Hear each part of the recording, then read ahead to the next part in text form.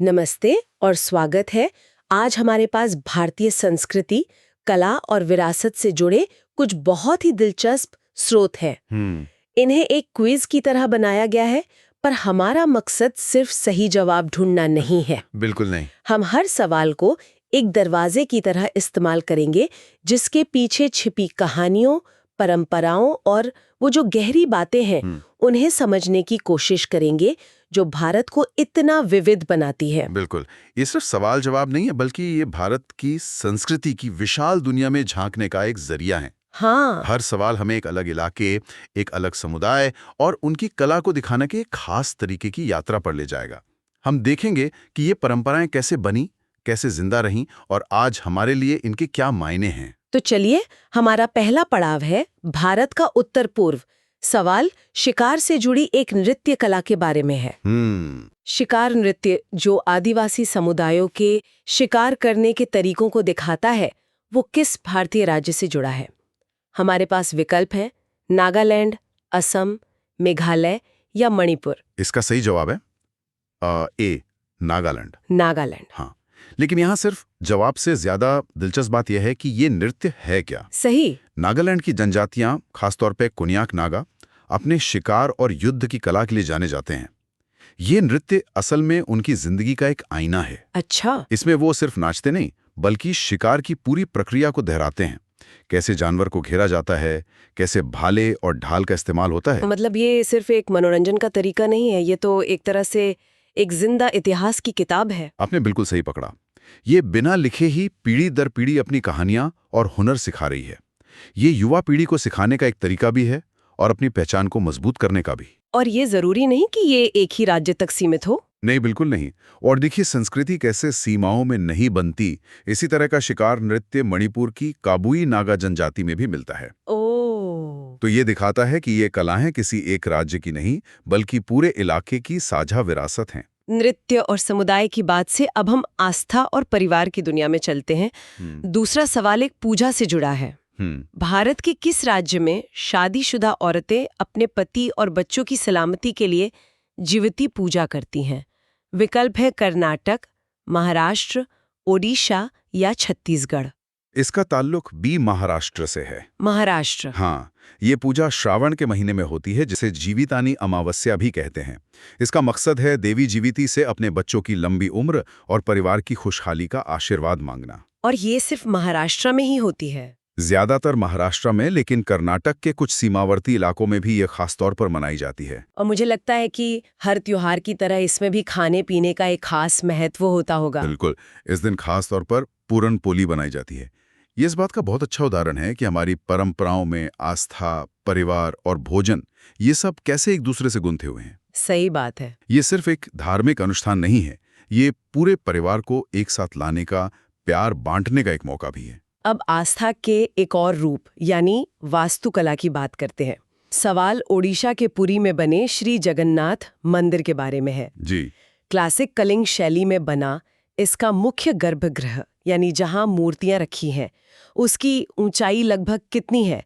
72 metre, 65 metre, 58 metre या 49 metre? इसकी सही ऊंचाई है लगभग बी, 65 मीटर। 65 मीटर। हाँ, और ये मंदिर कलिंग शैली की वास्तुकला का एक शाहकार है। इस शैली की खासियत होती है इसका देउल यानी मुख्य गर्भगृह, जो बिल्कुल एक घुमावदार शिखर की तरह ऊपर उठता है। 65 मीटर। ये सोचना भी मुश्किल है कि आज से लगभग 800-900 साल पहले बिना किसी आधुनिक मशीन के बिल्कुल, इतनी सटीक और ऊंची इमारत कैसे बनाई गई होगी। ये उस जमाने की इंजीनियरिंग का एक कमाल का नमूना है। और भी कुछ खास है इस मंदिर में? हाँ, इससे भी ज्यादा हैरान करने वाली चीज है मंदिर के शिखर पर लगा नील चक्र। नील चक्र? ये अष्ट धातु यानी 8 धातुओं के मिश्रण से बना है और इसकी खासियत यह है कि आप इसे पूरी शहर के किसी भी कोने से देखें, इसका मुंह हमेशा आपकी तरफ ही दिखेगा। वाकई, ये कैसे मुमकिन है? ये सिर्फ एक चमत्कार नहीं है, बल्कि ये उस दौर के वास्तुकारों की पर्सपेक्टिव और ऑप्टिक्स यानी नजर के कोण और रोशनी के विज्ञान की गहरी समझ को दिखाता है। कमाल है। उन्होंने सिर्फ एक ढांचा नहीं बनाया, बल्कि एक ऐसा अनुभव रचा जो भक्त के साथ शहर में कहीं भी चलता है। अब वास्तुकला की इस भव्यता से संगीत की सादगी की ओर चलते हैं। तमिलनाडु में एक पारंपरिक वाद्य यंत्र है वामसी। ये किस तरह का साज है? तार वाला, पवन वाद्य, थाप वाला या धातु का बना हुआ? इसका सही जवाब है बी। ये एक पवन वाद्य यानी फूंक मारकर बजाया जाने वाला साज है।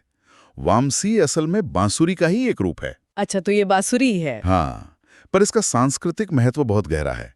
इसे भगवान कृष्ण का प्रिय साज माना जाता है। इसलिए ये सिर्फ संगीत नहीं बल्कि भक्ति और आध्यात्म का भी प्रतीक है। दक्षिण भारत के कर्नाटक संगीत में इसे वेणु कहते हैं। तो ये सिर्फ एक वाद्य यंत्र नहीं है, इसकी आवाज में तो कहानियां और आस्था घुली हुई है। बिल्कुल। और ये बांस से ही क्यों बनता है, ये भी एक दिलचस्प बात है। बांस एक ऐसा पौधा है जो आसानी से मिल जाता है और भारतीय ग्रामीण जीवन का एक अहम हिस्सा रहा है। तो ये इसे जमीन से जोड़ता है। सही। इसमें आमतौर पर 7 या 8 छेद होते हैं जिनसे कर्नाटक संगीत के मुश्किल से मुश्किल सुर भी निकाले जा सकते हैं। अब एक ऐसे त्योहार की बात करते हैं जो बहुत ही कम देखने को मिलता है। 12 साल में सिर्फ एक बार मनाए जाने वाला कंडाली महोत्सव भारत के किस पहाड़ी इलाके में होता है? सिक्किम, हिमाचल प्रदेश, अरुणाचल प्रदेश या उत्तराखंड? ये त्योहार डी उत्तराखंड मनाया जाता है। उत्तराखंड में? जी। पिथौरागढ़ जिले में रहने वाली रंग जनजाति इसे मनाती है और इसकी सबसे खास बात इसका समय है। ये कंडाली नाम के एक पौधे के खिलने से जुड़ा है जो हर 12 साल में सिर्फ एक बार ही खिलता है। हाँ बिल्कुल, हर 12 साल में एक बार। ये तो कुंभ मेले जैसा अंतराल है। इसके पीछे जरूर कोई खास कहानी होगी। हाँ, इसके पीछे एक बहुत मजेदार लोक कथा है। माना जाता है कि ये पौधा सूखे और मुश्किलों का प्रतीक था, इसलिए इसे नष्ट करना एक तरह से बुराई पर अच्छाई की जीत है। ओह, तो अब हर 12 साल में जब ये पौधा खिलता है तो उसे एक उत्सव की तरह नष्ट किया जाता है, जो एक तरह से विजय का प्रतीक है। ये तो बहुत ही अनोखा तरीका है प्रकृति के चक्र को अपनी संस्कृति से जोड़ने का। अब एक और लोक परंपरा की बात करते हैं, देवार गीत, जो खास तौर पर समुदाय के मनोरंजन के लिए गाया जाता है। किस राज्य की लोक संगीत परंपरा का हिस्सा है? इसका ताल्लुक है डी छत्तीसगढ़ से। छत्तीसगढ़? हाँ, ये गीत देवार जाति के लोग गाते हैं जो एक घुमंतू समुदाय है। वो गांव-गांव घूमकर अपनी कला दिखाते हैं और उनके गीतों में पौराणिक कथाएं, लोक कथाएं और समाज से जुड़े मुद्दे होते हैं। तो ये सिर्फ संगीतकार नहीं है? नहीं, ये एक तरह से घूमते फिरते कहानीकार हैं। वो लोग जो कहानियों को एक जगह से दूसरी जगह, एक पीढ़ी से दूसरी पीढ़ी तक ले जाते हैं। हमारी मौखिक परंपरा का एक बहुत खूबसूरत रूप। बिल्कुल।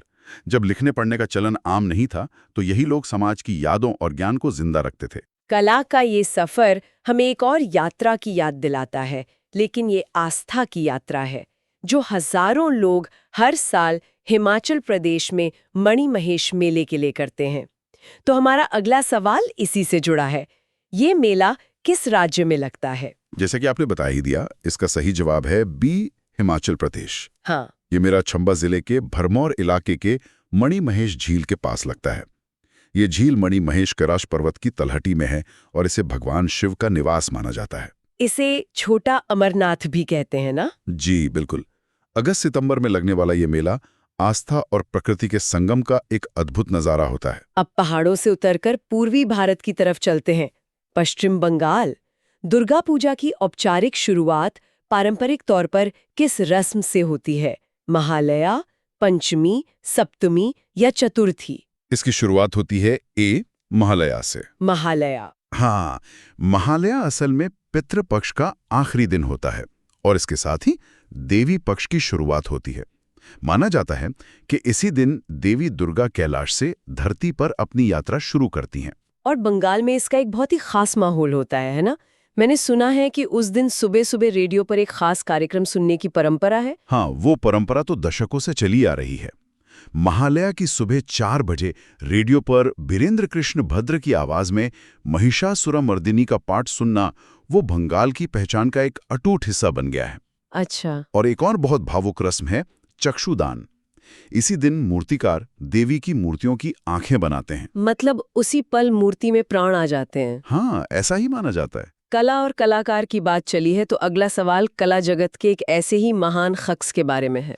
नारायण राव राजहंस, जिन्हें प्यार से बाल गंधर्व कहा जाता था, वो भारत की किस क्षेत्रीय संगीत थिएटर परंपरा का एक बड़ा नाम थे? वो महाराष्ट्र की मराठी संगीत नाटक परंपरा के सबसे बड़े सितारों में से एक थे। लेकिन उनकी कहानी में एक बहुत दिलचस्प मोड़ है। वो अपने दौर में औरतों के किरदार निभाने के लिए मशहूर थे अच्छा उस जमाने में। जी, क्योंकि उस जमाने में औरतों का मंच पर अभिनय करना अच्छा नहीं माना जाता था। बाल गंधर्व की आवाज इतनी मधुर और अभिनय इतना सजीव होता था कि लोग मंत्रमुग्ध हो जाते थे। और उन्हें ये बाल गंधर्व का नाम किसने दिया, इसका मतलब क्या है? ये उपाधि उन्हें स्वतंत्रता सेनानी लोकमान्य तिलक ने दी थी। ओ, लोकमान्य तिलक ने। हाँ, बाल गंधर्व का मतलब है नौजवान दिव्य गायक। ये बात मुझे हमेशा हैरान करती है। एक तरफ लोकमान्य तिलक स्वतंत्रता संग्राम के इतने गंभीर नेता थे और दूसरी तरफ उनकी कला के प्रति इतनी गहरी परख थी। सही बात है, ये दिखाता है कि उस दौर के हमारे नेता कितने बहुआयामी थे। अब भारत के मुख्य भूभाग से दूर द्वीपों की तरफ चलते हैं। लक्षद्वीप का एक पारंपरिक लोक नृत्य है जिसे शील्ड डांस भी कहते हैं। इसका असली नाम क्या है? लावा, कोलकाली, परिचकली या डफमुट्टू? इसका सही नाम है परिचक्कली। परिचकली। हाँ, नाम में ही इसका मतलब छिपा है। मलयालम में परिचा का मतलब होता है ढाल और कली का मतलब है खेल या नृत्य। तो ये ढाल के साथ किया जाने वाला नृत्य है। बिल्कुल, ये देखने में एक मार्शल आर्ट जैसा लगता है जिसमें नाचने वाले तलवार और ढाल का इस्तेमाल करते हैं। ये दिलचस्प है कि ये केरला के कलारी पयट्टू से मिलता जुलता है। तो क्या ये अब सिर्फ एक प्रदर्शन कला बनकर रह गया है? ये बहुत अच्छा सवाल है। आज ये ज्यादातर एक प्रदर्शन कला ही है, लेकिन इसकी जड़ें मार्शल आर्ट में ही हैं। ये दिखाता है कि केरल और लक्षद्वीप के बीच कितना गहरा सांस्कृतिक लेनदेन रहा है। और लावा क्या है? वो भी एक विकल्प था। लावा भी लक्षद्वीप का ही एक मशहूर नृत्य है, लेकिन वो ढोल की थाप पर किया जाने वाला एक ज्यादा ऊर्जा से भरा और जोशीला नाच है।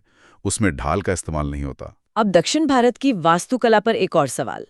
महाबलीपुरम में एक ही चट्टान को तराशकर जो रथ बनाए गए हैं, उनका निर्माण किस राजवंश के समय में हुआ था? इनका निर्माण 7वीं शताब्दी में पल्लव राजवंश के राजा नरसिंहवर्मन प्रथम के शासनकाल में हुआ था। पल्लव राजवंश। जी। इन्हें रथ कहा जाता है, लेकिन इनकी सबसे बड़ी खासियत यह है कि ये अखंड है, यानी मोनोलिथिक। इन्हें ईंट पत्थर जोड़कर नहीं बनाया गया, बल्कि एक ही विशाल चट्टान को ऊपर से नीचे की तरफ तराश कर बनाया गया है। हाँ, बिल्कुल। ऊपर से नीचे, ये तो बनाने के तरीके से बिल्कुल उल्टा है।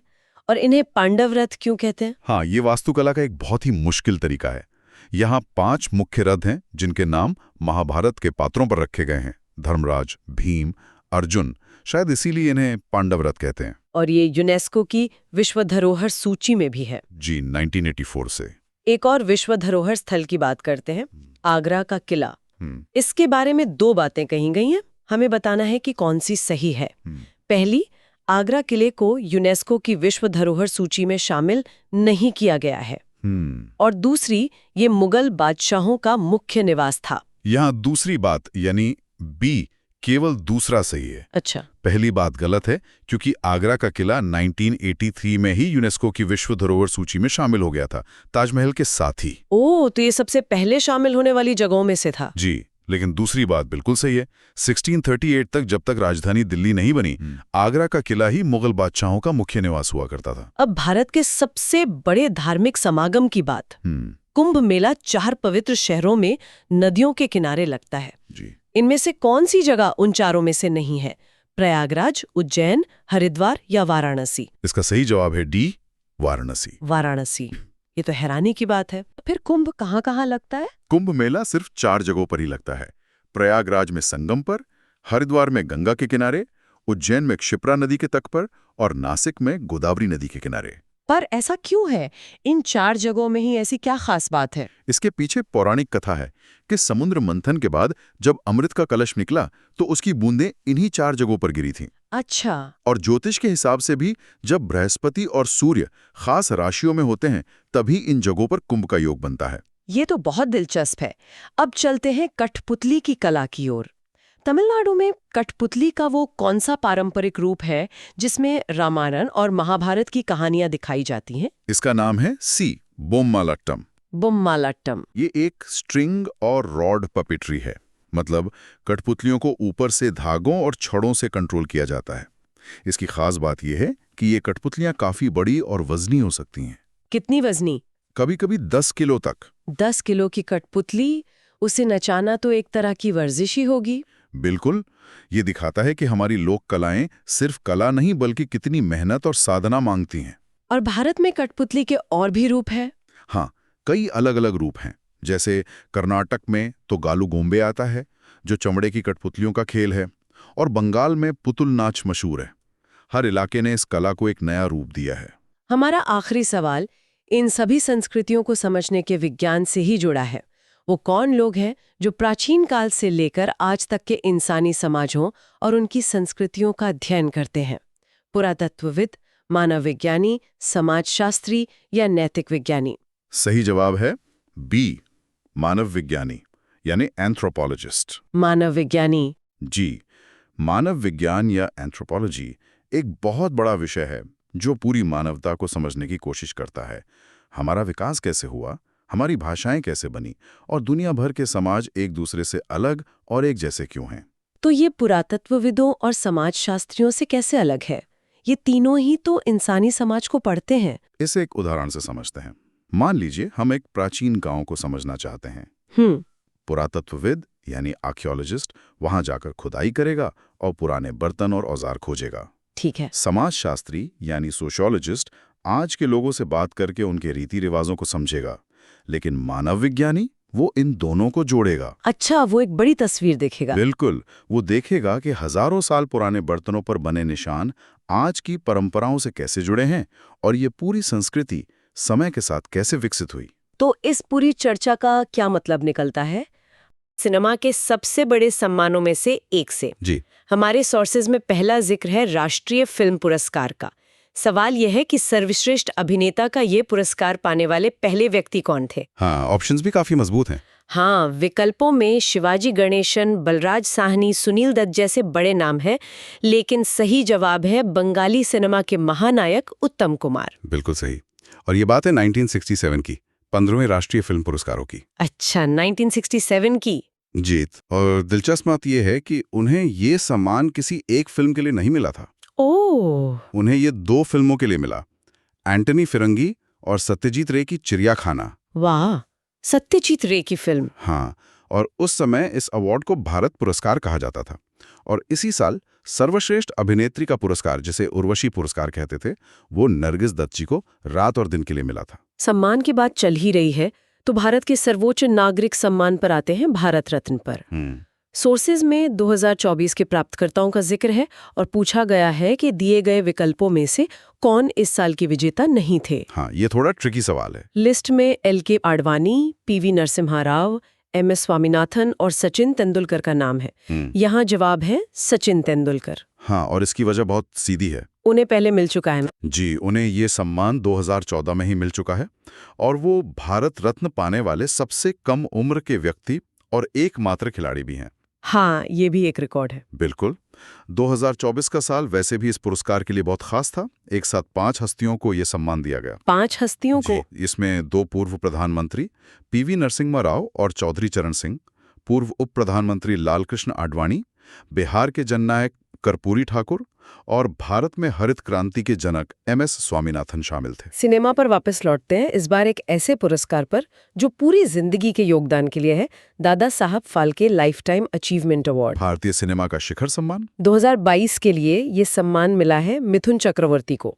ये थोड़ा कंफ्यूजिंग हो सकता है कि 2022 का अवार्ड 2024 में दिया जा रहा है। हाँ, ये अक्सर होता है, मतलब प्रशासनिक वजहों से थोड़ी देर हो जाती है। अच्छा, लेकिन ये जो पैटर्न है वो देखने लायक है। देखिए, सबसे पहला पुरस्कार 1969 में देविका रानी को मिला जी। फिर हाल में 2020 में आशा पारेख जी, 2021 में वहीदा रहमान जी और अब मिथुन चक्रवर्ती। तो एक तरह से ये भारतीय सिनेमा के अलग-अलग दौर का सम्मान है। बिल्कुल। देविका रानी जो सिनेमा की शुरुआत की प्रतीक हैं, फिर 60-70s का स्वर्ण युग और अब मिथुन दा जो 80s-90s में आम आदमी के हीरो बनकर उभरे। हमने अभी PV नरसिम्हा राव का जिक्र भारत रत्न के संदर्भ में किया था। हमारे सोर्सेज में उन पर एक अलग से सवाल भी है जी कि उन्हें 2024 में कौन सा सम्मान मिला। जवाब तो जाहिर है भारत रत्न, लेकिन उन्हें भारतीय आर्थिक सुधारों का जनक भी कहा जाता है। और ये टाइटल उन्हें बिल्कुल सही मिला है। 1991 में जब भारत की आर्थिक हालत बहुत खराब थी, तब उन्होंने ही उदारीकरण की नींव रखी थी, जिसने देश की अर्थव्यवस्था को पूरी तरह बदल दिया। बिल्कुल। लेकिन उनकी एक और खासियत थी जिसके बारे में कम लोग जानते हैं। क्या? वो 17 भाषाएं जानते थे, एक पॉलीग्लॉट थे। 17 भाषाएं, ये तो कमाल है। क्या उनके इस भाषाई कौशल का उनकी राजनीति में कोई फायदा हुआ होगा? निश्चित रूप से हुआ होगा। सोचिए, गठबंधन सरकारों के उस दौर में जब आपको दक्षिण और उत्तर भारत के नेताओं से बात करनी हो। तो वो उनकी अपनी भाषा में बात कर सकते थे। एग्जैक्टली। इससे एक भरोसा कायम होता है। ये एक बहुत बड़ा कूटनीतिक गुण था। चलिए, अब पुरस्कारों से निकलकर सौंदर्य और ग्लैमर की दुनिया की ओर चलते हैं। अच्छा। 2017 में मिस वर्ल्ड का ताज किस भारतीय मॉडल ने जीता था? जवाब है मानुषी छिल्लर। हाँ, और ये जीत भारत के लिए एक लंबे इंतजार के बाद आई थी। कितने साल? 17 साल। प्रियंका चोपड़ा ने साल 2000 में यह खिताब जीता था और उसके बाद एक लंबा गैप था। ओह हाँ। मानुषी छिल्लर ये खिताब जीतने वाली छठी भारतीय बनी। ये एक शानदार विरासत है जो 1966 में रीता फारिया से शुरू हुई थी। वो पहली एशियाई मिस वर्ल्ड भी थी ना? जी हाँ, पहली भारतीय और पहली एशियाई भी। उनके बाद ऐश्वर्या राय, डायना हेडन, युक्ता मुखी और प्रियंका चोपड़ा। 90 का दशक तो भारत के लिए सुनहरा था इस मामले में। हम अब तक इंसानी उपलब्धियों की बात कर रहे थे, लेकिन अब एक ऐसे पुरस्कार का जिक्र है जिसने हमें जीवन के सबसे बुनियादी कोड को समझने में मदद की। मैं समझ गया आप किसकी बात कर रही हैं। सवाल है कि 1968 में हरगोबिंद खुराना को किस क्षेत्र में नोबेल पुरस्कार मिला था? और जवाब है शरीर विज्ञान या चिकित्सा। ये विज्ञान की दुनिया में एक मील का पत्थर था। उन्होंने रॉबर्ट डब्ल्यू होली और मार्शल डब्ल्यू निरनबर्ग के साथ मिलकर जेनेटिक कोड की व्याख्या की थी। आसान भाषा में इसका क्या मतलब हुआ? मतलब उन्होंने ये पता लगाया कि हमारे डीएनए में जो जानकारी है वो प्रोटीन बनाने के लिए कैसे इस्तेमाल होती है। ये आज की जेनेटिक्स और बायोटेक्नोलॉजी की बुनियाद है। तो एक तरह से उन्होंने प्रकृति की अपनी भाषा को डिकोड कर दिया। बिल्कुल यही। वैसे ये भी याद रखना जरूरी है कि विज्ञान में भारत के लिए पहला नोबेल 1930 में सीवी रमन को भौतिकी के लिए मिला था। विज्ञान की तरह ही साहित्य का भी अपना एक सर्वोच्च सम्मान है, ज्ञानपीठ पुरस्कार। सोर्सेज में पूछा गया है कि किस प्रतिष्ठित महिला लेखिका को ये पुरस्कार मिला है, और सही नाम है महादेवी वर्मा। जी, महादेवी वर्मा जी को 1982 में उनकी कृति यामा के लिए ये सम्मान मिला। वो हिंदी साहित्य के छायावाद युग की एक स्तंभ मानी जाती हैं। लेकिन क्या वो ये पुरस्कार पाने वाली पहली महिला थीं? नहीं, ज्ञानपीठ पाने वाली पहली महिला बंगाली लेखिका आशापूर्णा देवी थी, जिन्हें 1976 में सम्मानित किया गया था। अच्छा। और हिंदी साहित्य में ये पुरस्कार पाने वाले पहले लेखक सुमित्रा नंदन पंत थे, 1968 में चिदम्बरा के लिए। भारतीय सिनेमा के वैश्विक पहचान की बात करें तो 1963 में मॉस्को अंतर्राष्ट्रीय फिल्म महोत्सव में सर्वश्रेष्ठ अभिनेत्री का पुरस्कार जीतने वाली पहली भारतीय अभिनेत्री कौन थीं? ये थीं सुचित्रा सेन। हाँ, उन्हें ये silver prize Bengali film Saptapadi में उनके दमदार अभिनय के लिए मिला था। उनकी फिल्म आंधी तो आज भी एक क्लासिक मानी जाती है। बिल्कुल। और उनसे भी पहले 1958 में नरगिस दत्त जी ने मदर इंडिया के लिए कार्लोवी वेरी फिल्म फेस्टिवल में सर्वश्रेष्ठ अभिनेत्री का पुरस्कार जीता था। तो ये सिलसिला बहुत पुराना है। दिग्गजों को सम्मानित करना तो जरूरी है, लेकिन नई प्रतिभाओं को पहचानना भी उतना ही अहम है। जी हाँ। साहित्य अकेडमी युवा पुरस्कार यही काम करता है। अंग्रेजी उपन्यास Siddharth the boy who became the Buddha के लिए यह पुरस्कार किसने जीता? लेखक है अद्वैत कोटारी। उन्हें ये पुरस्कार 2024 के लिए दिया गया है। ये उपन्यास राजकुमार सिद्धार्थ के गौतम बुद्ध बनने की कहानी को एक नए और मानवीय दृष्टिकोण से बताता है। ये दिखाता है कि भारतीय लेखक अब अपने इतिहास को वैश्विक पाठकों के लिए पेश कर रहे हैं। सही कहा। और इसी साल हिंदी के लिए यह पुरस्कार गौरव पांडे को उनके कविता संग्रह स्मृतियों के बीच घिरी है पृथ्वी के लिए मिला है। और अब उत्कृष्टता के इस सफर के आखिरी पड़ाव पर बात करते हैं खेल की। भारत का सर्वोच्च खेल सम्मान मेजर ध्यानचंद खेल रत्न पुरस्कार जी 2024 में ये हॉकी के खिलाड़ी हरमनप्रीत सिंह को मिला। हरमनप्रीत सिंह भारतीय पुरुष हॉकी टीम के कप्तान हैं और दुनिया के बेहतरीन ड्रैग फ्लिकर्स में से एक। और उनके नेतृत्व में ही पेरिस ओलंपिक 2024 में भारत ने कांस्य पदक जीता। बिल्कुल। टोक्यो के बाद ये लगातार दूसरा ओलंपिक मेडल था हॉकी में। टीम में उन्हें प्यार से सरपंच साहब भी कहा जाता है। अच्छा। हाँ, उनके शांत और नेतृत्व वाले स्वभाव के कारण। हरमनप्रीत की सफलता में शारीरिक क्षमता का बहुत बड़ा हाथ है। और यहीं से हम अपने सफर के दूसरे हिस्से में प्रवेश करते हैं, प्रकृति के कोड्स में। बहुत अच्छा ट्रांजिशन है। इंसानों से पहले चलिए पौधों की दुनिया में चलते हैं। ऊंचे ऊंचे पेड़ों की पत्तियों तक पानी आखिर पहुंचता कैसे है? ये एक बेहतरीन सवाल है। इसका जवाब पौधों के अपने ट्रांसपोर्ट सिस्टम में है, जिसमें दो मुख्य ऊतक होते हैं, जाइलम और फ्लोएम। तो पानी के लिए कौन सा है? पानी के लिए है जाइलम। आप जाइलम को पौधे का वन वे वाटर पाइपलाइन समझ सकती हैं। वन वे मतलब ये जड़ों से पानी और खनिजों को सोखकर सिर्फ ऊपर की दिशा में पत्तियों तक ले जाता है। और फ्लोएम? फ्लोएम पौधे का two way food delivery service है। वो पत्तियों में बने भोजन को पौधे के हर हिस्से तक पहुंचाता है, ऊपर भी और नीचे भी। पौधों से जुड़ा एक और रहस्य है छुई मुई का पौधा। उसे छूने पर वो सिकुड़ कैसे जाता है? सोर्सेज बताते हैं कि यह विद्युत रासायनिक संकेतों से होता है। बिल्कुल। उनके पास जानवरों जैसा नर्वस सिस्टम तो नहीं होता, लेकिन उनकी कोशिकाएं आयन का इस्तेमाल करके एक धीमा इलेक्ट्रिक सिग्नल भेज सकती हैं। जब हम पत्ती को छूते हैं तो ये सिग्नल फैलता है और पत्तियों के बेस पर मौजूद कोशिकाओं को पानी बाहर निकालने का आदेश देता है। और पानी निकलते ही पत्तियां बंद हो जाती हैं। जी, इस पानी के दबाव को टर्गर प्रेशर कहते हैं। जैसे ही ये कम होता है, पत्तियां ढीली होकर बंद हो जाती हैं। पौधों के सिस्टम से अब मानव शरीर के एक बहुत जरूरी सिस्टम पर आते हैं, हमारे गुर्दे। शरीर के फिल्टर? हाँ, सवाल ये है कि जब गुर्दे खून को साफ करते हैं तो वे किन जरूरी चीजों को वापस सोख लेते हैं? विकल्प हैं ग्लूकोज और अमीनो एसिड, और जवाब है दोनों। और ये प्रक्रिया, जिसे चयनात्मक पुनरावशोषण कहते हैं, जिंदा रहने के लिए बहुत जरूरी है। मतलब ये शरीर की कीमती चीजों को बाहर जाने से रोकती है। बिल्कुल। सोचिए, हमारे गुर्दे रोजाना लगभग 180 लीटर तरल फिल्टर करते हैं। 180 लीटर? हाँ, लेकिन हम सिर्फ 1-2 लीटर ही मूत्र के रूप में बाहर निकालते हैं।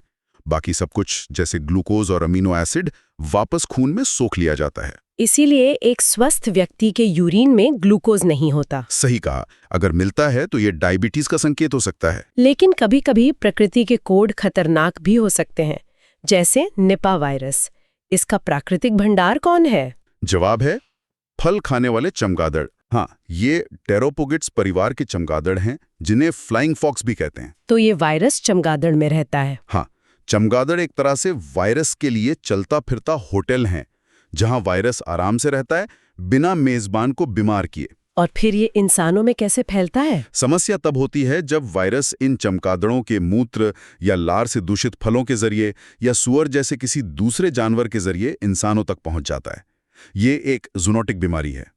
भारत में केरल ने इसका सामना किया है। और आज के इस सफर का आखिरी सवाल हमारे शरीर के अपने ट्रांसपोर्ट नेटवर्क यानी रक्त वाहिकाओं से जुड़ा है। जी।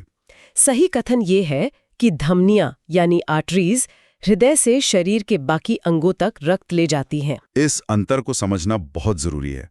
धमनियां दिल से ताज़ा ऑक्सीजन वाला खून लेकर पूरे शरीर में जाती हैं। चूंकि दिल बहुत प्रेशर से खून पंप करता है, इसलिए इनकी दीवारें मोटी और लचीली होती हैं। और शिराएं यानी वेन्स इसका उल्टा करती हैं। जी, वो इस्तेमाल हो चुके खून को वापस दिल तक लाती हैं। लेकिन यहाँ एक चुनौती है, पैरों से खून को गुरुत्वाकर्षण के खिलाफ ऊपर कैसे लाया जाए? ये कैसे होता है? यहाँ हमारी मांसपेशियां एक दूसरे दिल की तरह काम करती हैं। जब हम चलते हैं तो हमारी पिंडली की मांसपेशियां नसों को दबाती हैं, जिससे खून ऊपर की ओर पंप होता है। अच्छा, इसीलिए ज्यादा देर तक बैठे रहना ठीक नहीं है। बिल्कुल। और इन दोनों को जोड़ने वाली सबसे बारीक नसें होती हैं केशिकाएं, यानी कैपिलरीज, जहां असल में ऑक्सीजन और पोषक तत्वों का लेन देन होता है। तो आज हमने उत्कृष्टता को पहचानने के इंसानी तरीकों। पहला सवाल हमें सीधे मानव शरीर के कंट्रोल रूम यानी मस्तिष्क में ले जाता है। सवाल यह है कि मस्तिष्क का कौन सा हिस्सा हमारे स्वैच्छिक कामों जैसे चलना, लिखना की सटीकता और शरीर के संतुलन को संभालता है। विकल्प दिए गए हैं सेरेब्रम, सेरिबेलम, मेडुला ऑब्लोंगाटा और हाइपोथैलेमस। तो इसका जो सही जवाब है वो है बी, सेरिबेलम। सेरिबेलम, अच्छा, जिसे छोटा दिमाग भी कहते हैं ना। मैंने सुना है फिल्मों में कहते हैं छोटे दिमाग पर मत मारना। बिल्कुल, वो इसी के लिए होता है। इसके नाम पर मत जाइए, इसका काम बहुत बड़ा है। लेकिन ये काम कैसे करता है? मतलब संतुलन और सटीकता, ये तो बहुत जटिल काम है। देखिए, इसे ऐसे समझिए कि सेरेबेलम हमारे शरीर का एक तरह का प्रिडिक्टिव प्रोसेसर है। जब आप गेंद पकड़ने के लिए हाथ आगे बढ़ाते हैं तो आपका हाथ कहाँ होना चाहिए, कितनी तेजी से जाना चाहिए, अच्छा। ये सारी गणना सेरेबेलम मिलीसेकंड में कर लेता है। ये लगातार आपकी मूवमेंट के नतीजों का अनुमान लगाता है और गलतियों को होने से पहले ही ठीक कर देता है। अरे वाह। तो इसीलिए पुलिस जब शराब पिए हुए ड्राइवर का टेस्ट करती है तो उन्हें सीधी लाइन पर चलने के लिए कहती है। बिल्कुल सही पकड़ा। वो असल में सीधे सीधे सेरेबेलम के फंक्शन को ही टेस्ट कर रहे होते हैं। शराब सबसे पहले और सबसे ज्यादा सेरेबेलम पर ही असर करती है। तभी संतुलन और तालमेल बिगड़ जाता है। ऑटो पायलट है, सांस लेना, दिल का धड़कना, ये अपने आप होते हैं, पर सेरेबेलम उन कामों को निखारता है जो हम अपनी मर्जी से करते हैं।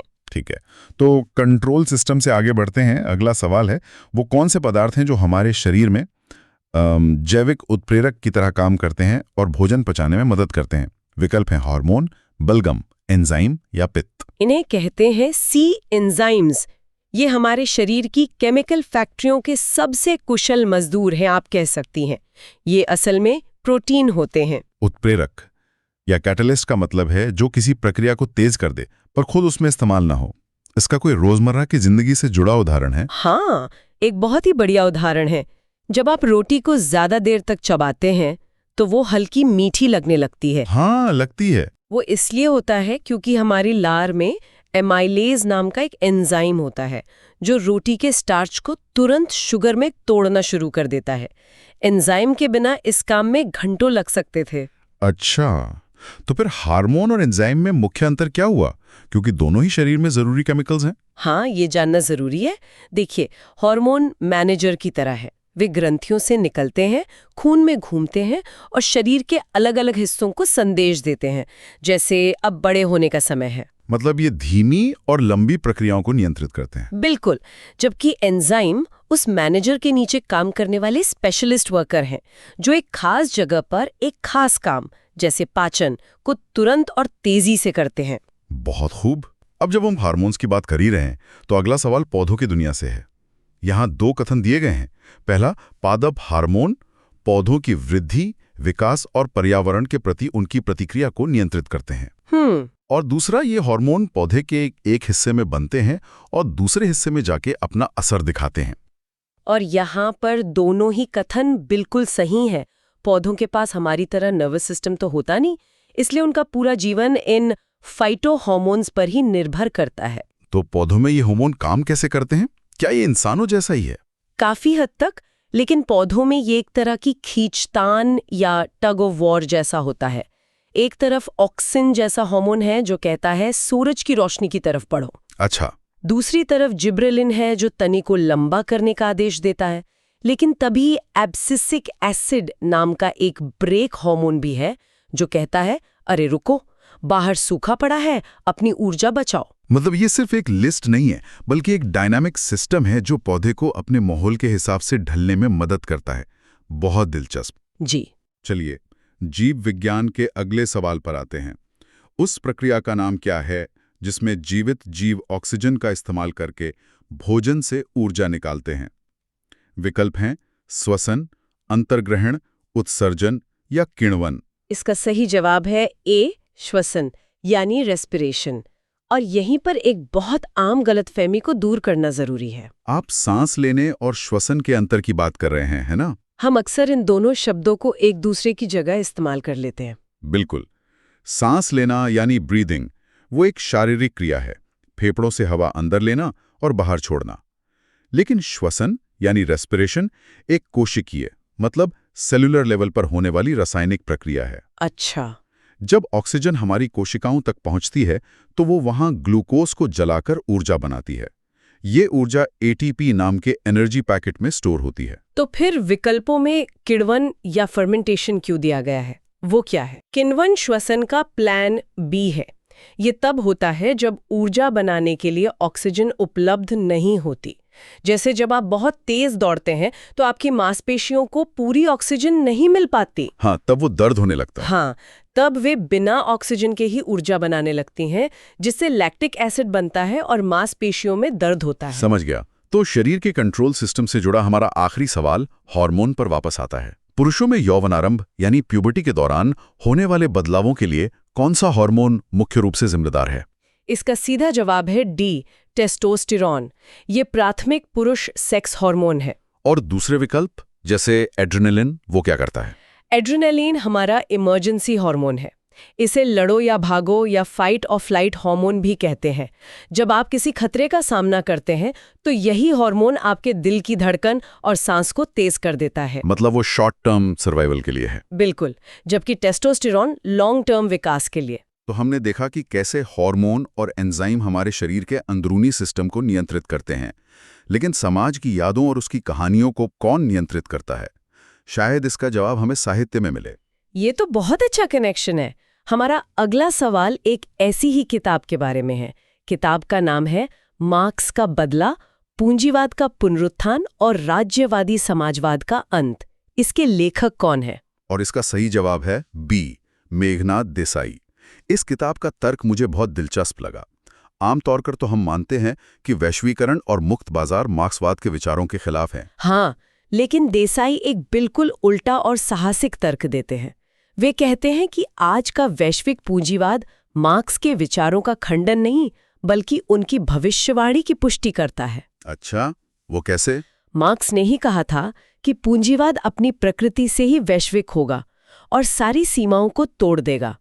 देसाई के अनुसार सोवियत संघ का समाजवाद मार्क्सवाद का सही रूप नहीं था और असली मार्क्स का बदला तो पूंजीवाद की इसी वैश्विक जीत में छिपा है। मतलब ये मार्क्स को एक बिल्कुल नए चश्मे से देखने जैसा है। जी। विचारों की दुनिया से अब हम सीधे मानवीय भावनाओं की गहराई में उतरते हैं। अगला सवाल एक प्रसिद्ध हिंदी उपन्यास के बारे में है, कितने पाकिस्तान। इसके लेखक कौन हैं? इसके लेखक हैं कमलेश्वर और इस उपन्यास के लिए उन्हें 2003 में साहित्य अकादमी पुरस्कार मिला था। ये सिर्फ एक किताब नहीं, बल्कि भारतीय साहित्य में एक मील का पत्थर है। इसका शीर्षक ही बहुत कुछ कहता है। ये किस बारे में है? ये भारत पाकिस्तान के बंटवारे की त्रासदी पर लिखा गया है, लेकिन इसका कैनवस बहुत बड़ा है। कमलेश्वर एक काल्पनिक अदालत का मंच तैयार करते हैं, जहां इतिहास के अलग अलग किरदार, बाबर से लेकर आम इंसान तक, कटघरे में खड़े होकर अपनी गवाही देते हैं। तो ये उपन्यास इस सवाल की पड़ताल करता है कि क्या बंटवारा सिर्फ जमीन का हुआ था या हमारे दिलों और दिमागों में भी अनगिनत पाकिस्तान बन गए हैं? बिल्कुल, यही इसका मूल सवाल है। और ये भी जानला बेजोस है कि विकल्पों में भीष्म साहनी का भी नाम है, जिनका उपन्यास तमस भी बंटवारे पर ही है। दोनों में क्या फर्क है? तमस बंटवारे की हिंसा और क्रूरता का एक बहुत ही यथार्थवादी मतलब रियलिस्टिक चित्रण है, जबकि कितने पाकिस्तान एक रूपकात्मक या मेटाफोरिकल उपन्यास है जो बंटवारे की पीछे की मानसिकता पर सवाल उठाता है। चलिए इतिहास की बड़ी त्रासदियों से निकलकर एक व्यक्तिगत कहानी पर आते हैं। अगला उपन्यास है अबव एवरेज। इसके लेखक कौन हैं? इसके लेखक हैं अमिताभ बागची। ये उपन्यास दिल्ली में पले बढ़े एक लड़के की कहानी है जो पढ़ाई के दबाव, रॉक म्यूजिक के अपने शौक और भविष्य की चिंताओं के बीच फंसा हुआ है। तो ये एक तरह से 90s के दशक के शहरी भारतीय युवाओं के जीवन का आईना है। बिल्कुल। ये किताब उस पीढ़ी की भावनाओं को बहुत ईमानदारी से पकड़ती है और अमिताभ बागची को उनके एक और उपन्यास half the night is gone के लिए दक्षिण एशियाई साहित्य का प्रतिष्ठित DSC पुरस्कार भी मिल चुका है। अच्छा, अब हमारी साहित्य की यात्रा भारत के इतिहास के एक महत्वपूर्ण मोड़ पर पहुंचती है। सवाल है, महात्मा गांधी के पहले सत्याग्रह पर आधारित पुस्तक गांधी इन चंपारण किसने लिखी? यह पुस्तक CDG तेंदुलकर ने लिखी है, जिनका पूरा नाम दीनानाथ गोपाल तेंदुलकर है। यहाँ एक छोटा सा कंफ्यूजन हो सकता है ना? क्योंकि भारत के पहले राष्ट्रपति राजेंद्र प्रसाद, जो खुद चंपारण सत्याग्रह में गांधी जी के साथ थे, उन्होंने भी इसी विषय पर एक किताब लिखी है। हाँ, यह एक जरूरी बात है। राजेंद्र प्रसाद की किताब का नाम है सत्याग्रह इन चंपारण। वो एक प्रत्यक्षदर्शी का विवरण है, जबकि तेंदुलकर की किताब एक इतिहासकार का काम है, जिसमें बहुत सारे दस्तावेजों और स्रोतों का इस्तेमाल किया गया है। ओके, तो शायद इसी व्यापकता के कारण प्रतियोगी परीक्षाओं में अक्सर तेंदुलकर का नाम ही पूछा जाता है। जी, संभवतः। और अब साहित्य खंड का आखिरी सवाल, जो थोड़ा घुमाकर पूछा गया है। इनमें से कौन सा उपन्यास अमिताभ घोष ने नहीं लिखा है? विकल्प है the glass palace, the imam and the Indian, the hungry tide या the ground beneath her feet. यहाँ सही जवाब है D, the ground beneath her feet. यह अमिताभ घोष की रचना नहीं है। तो फिर ये किसकी रचना है? यह सलमान रुश्दी का एक बहुत प्रसिद्ध उपन्यास है।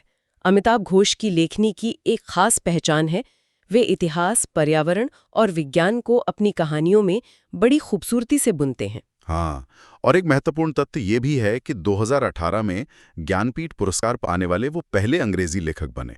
ये भारतीय साहित्य के लिए एक ऐतिहासिक पल था। बिल्कुल, इसने भारतीय अंग्रेजी लेखन को देश के साहित्यिक परिदृश्य के केंद्र में ला खड़ा किया। तो हमने देखा कि कैसे साहित्य विचारों और इतिहास को आकार देता है। अब हम कुछ ऐसे बुनियादी सिद्धांतों पर नजर डालेंगे जो हमारी भौतिक और आर्थिक दुनिया को आकार देते हैं। ये एक अच्छा बदलाव है। पहला सवाल भौतिकी से है। कौन से कारक ये तय करते हैं कि कोई पदार्थ ठोस, द्रव या गैस अवस्था में रहेगा? और जवाब है ए, दाब और तापमान, यानी प्रेशर और टेम्परेचर। ये तो विज्ञान के सबसे बुनियादी नियमों में से एक है। जी, इसे अणुओं के नजरिए से देखिए। किसी भी पदार्थ की अवस्था इस बात पर निर्भर करती है कि उसके अणु कितने पास हैं और उनमें कितनी ऊर्जा है। जब आप तापमान बढ़ाते हैं तो आप असल में अणुओं को ऊर्जा दे रहे होते हैं, जिससे वे तेजी से कंपन करते हैं और एक दूसरे से दूर हो जाते हैं। हाँ, ठोस द्रव बन जाता है और द्रव गैस। और दाब इसका उल्टा काम करता है। वो अणुओं को एक साथ रखने की कोशिश करता है। और एक ट्रिपल पॉइंट भी होता है ना? हाँ, एक बहुत ही जादुई बिंदु होता है जिसे ट्रिपल पॉइंट कहते हैं। एक खास तापमान और दबाव जिस पर पानी, बर्फ और भाप तीनों एक साथ संतुलन में मौजूद रह सकते हैं। वाह! अब भौतिकी के नियमों से बाजार के नियमों की ओर चलते हैं। सूक्ष्म अर्थशास्त्र में किसी वस्तु की कीमत और उसकी मांग की मात्रा के बीच के संबंध को दिखाने वाले ग्राफ को क्या कहते हैं? इसे ए मांग वक्र यानी डिमांड कर्व कहा जाता है। और ये ग्राफ आमतौर पर ऊपर से नीचे की ओर झुका होता है, जो मांग के नियम को दिखाता है। मतलब सीधी सी बात है, जब कोई चीज महंगी होती है तो लोग उसे कम खरीदते हैं। बिल्कुल, लेकिन क्या ये नियम हमेशा सच होता है? आप लग्जरी सामान की बात कर रहे हैं, जैसे डिजाइनर बैग या महंगी घड़ियां? एकदम सही। वहां तो ज्यादा कीमत ही स्टेटस सिंबल बन जाती है। इन्हें वेबलिन गुड्स कहते हैं। ये मांग के नियम का एक दिलचस्प अपवाद है। ये दिखाता है कि अर्थशास्त्र सिर्फ गणित नहीं है, इसमें इंसानी मनोविज्ञान भी शामिल है। अब एक व्यावहारिक आर्थिक सवाल। भारत जैसे देश के लिए विदेशी मुद्रा भंडार का कम होना एक गंभीर चिंता का विषय क्यों है? इसका सबसे सटीक जवाब है डी, क्योंकि इसका मतलब है कि देश के पास अपने जरूरी आयात का बिल चुकाने के लिए पर्याप्त विदेशी मुद्रा, खासकर डॉलर, नहीं है। क्या भारत ने कभी ऐसी स्थिति का सामना किया है? हाँ, और बहुत बुरी तरह से। 1991 में भारत का विदेशी मुद्रा भंडार लगभग खत्म हो गया था। हमारे पास सिर्फ 3 हफ्तों के आयात के लिए पैसे बचे थे। अरे बाप रे! स्थिति इतनी खराब थी कि हमें अपना सोना गिरवी रखना पड़ा था। ये एक राष्ट्रीय शर्म का क्षण था, लेकिन इसी संकट ने भारत को उदारीकरण, निजीकरण और वैश्वीकरण (LPG) के आर्थिक सुधारों के लिए मजबूर किया। वाकई ये संकट में अवसर तलाशने जैसा था। अब अर्थव्यवस्था के स्ट्रक्चर से जुड़ा एक सवाल। अर्थव्यवस्था का कौन सा क्षेत्र सीधे प्रकृति से कच्चा माल निकालने से संबंधित है? ये है ए, प्राइमरी सेक्टर यानी प्राथमिक क्षेत्र। इसमें कृषि, खनन, मछली पकड़ना जैसी गतिविधियां आती हैं। ये अर्थव्यवस्था की नींव है। और भारतीय अर्थव्यवस्था के संदर्भ में यहाँ एक बहुत बड़ा विरोधाभास है ना? हाँ, और वो ये है कि आज भी भारत की सबसे ज्यादा आबादी रोजगार के लिए प्राथमिक क्षेत्र यानी खेती पर निर्भर है, लेकिन देश की जीडीपी में सबसे बड़ा योगदान तृतीय यानी सेवा क्षेत्र का है। ये दिखाता है कि हमारी ग्रोथ तो हो रही है, लेकिन उसके फायदे समान रूप से सब तक नहीं पहुंच रहे हैं। जी, ये भारतीय अर्थव्यवस्था की सबसे बड़ी चुनौतियों में से एक है। और अब आज का हमारा आखिरी सवाल, जो भूमि सुधारों से जुड़ा है। भारत में आजादी के बाद मध्यस्थों मतलब बिचौलियों को खत्म करने का मुख्य उद्देश्य क्या था? इसका मुख्य उद्देश्य था काश्तकारों और सरकार के बीच एक सीधा रिश्ता बनाना। आजादी से पहले जमींदारी जैसी प्रथाओं में किसान जिस जमीन पर खेती करता था उसका मालिक नहीं होता था। तो जमींदार एक बिचौलिए की तरह काम करता था। बिल्कुल, जमींदार किसान से भारी लगान वसूलता, उसका एक छोटा हिस्सा अंग्रेज सरकार को देता और बाकी अपनी जेब में रख लेता। इससे किसान का भयानक शोषण होता था। अच्छा। भूमि सुधारों का लक्ष्य इसी बिचौलियों को हटाना था, ताकि जमीन उसी की जो उस पर खेती करे के सिद्धांत को लागू किया जा सके। तो आज हमने शरीर के अंदरूनी कंट्रोल से शुरू करते हैं। ये हमें सीधे 1991 के उस ऐतिहासिक मोड़ पर ले जाता है जिसने भारत को हमेशा के लिए बदल दिया। सवाल नंबर 46 है, भारत की 1991 की नई आर्थिक नीति के तहत उदारीकरण का प्राथमिक उद्देश्य क्या था? इसका सही जवाब है सी, अर्थव्यवस्था के विभिन्न क्षेत्रों को खोलना। लेकिन इस एक लाइन के जवाब के पीछे एक बहुत बहुत बड़ी कहानी है। इसे समझने के लिए हमें उस दौर के लाइसेंस राज को समझना होगा। लाइसेंस राज, ये शब्द हमने कई बार सुना है, लेकिन इसका असल में मतलब क्या था? मतलब अगर किसी को 1980 में एक छोटी सी बिस्किट की फैक्ट्री भी लगानी होती, तो उसे महीनों तक दिल्ली के चक्कर काटने पड़ते। महीनों नहीं, कभी-कभी तो सालों लग जाते थे। हर छोटी चीज के लिए लाइसेंस चाहिए था। आप कितना उत्पादन करेंगे, कौन सी मशीन लगाएंगे, कहाँ बेचेंगे। इसने इनोवेशन और ग्रोथ को मतलब पूरी तरह से जकड़ रखा था।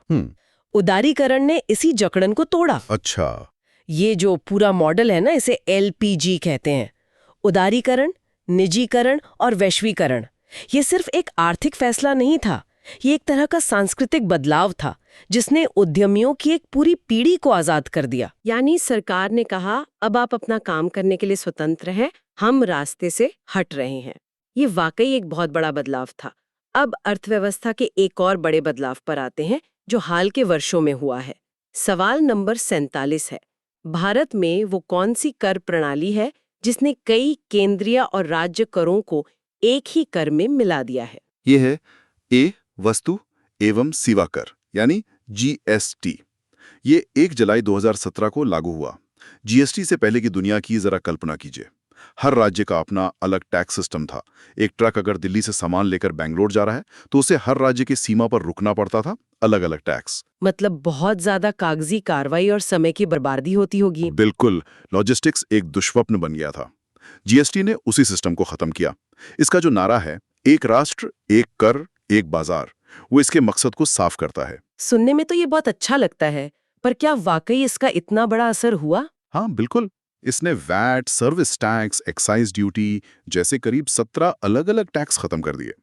इसे लागू करने के लिए संविधान में 101वां संशोधन किया गया और अनुच्छेद 279A के तहत GST परिषद बनाई गई। हाँ, शुरुआती दिक्कतें आईं, लेकिन इसने भारत को आर्थिक रूप से एक करने में बहुत बड़ी भूमिका निभाई है। तो हमने 2 बड़े आर्थिक सुधार देखे।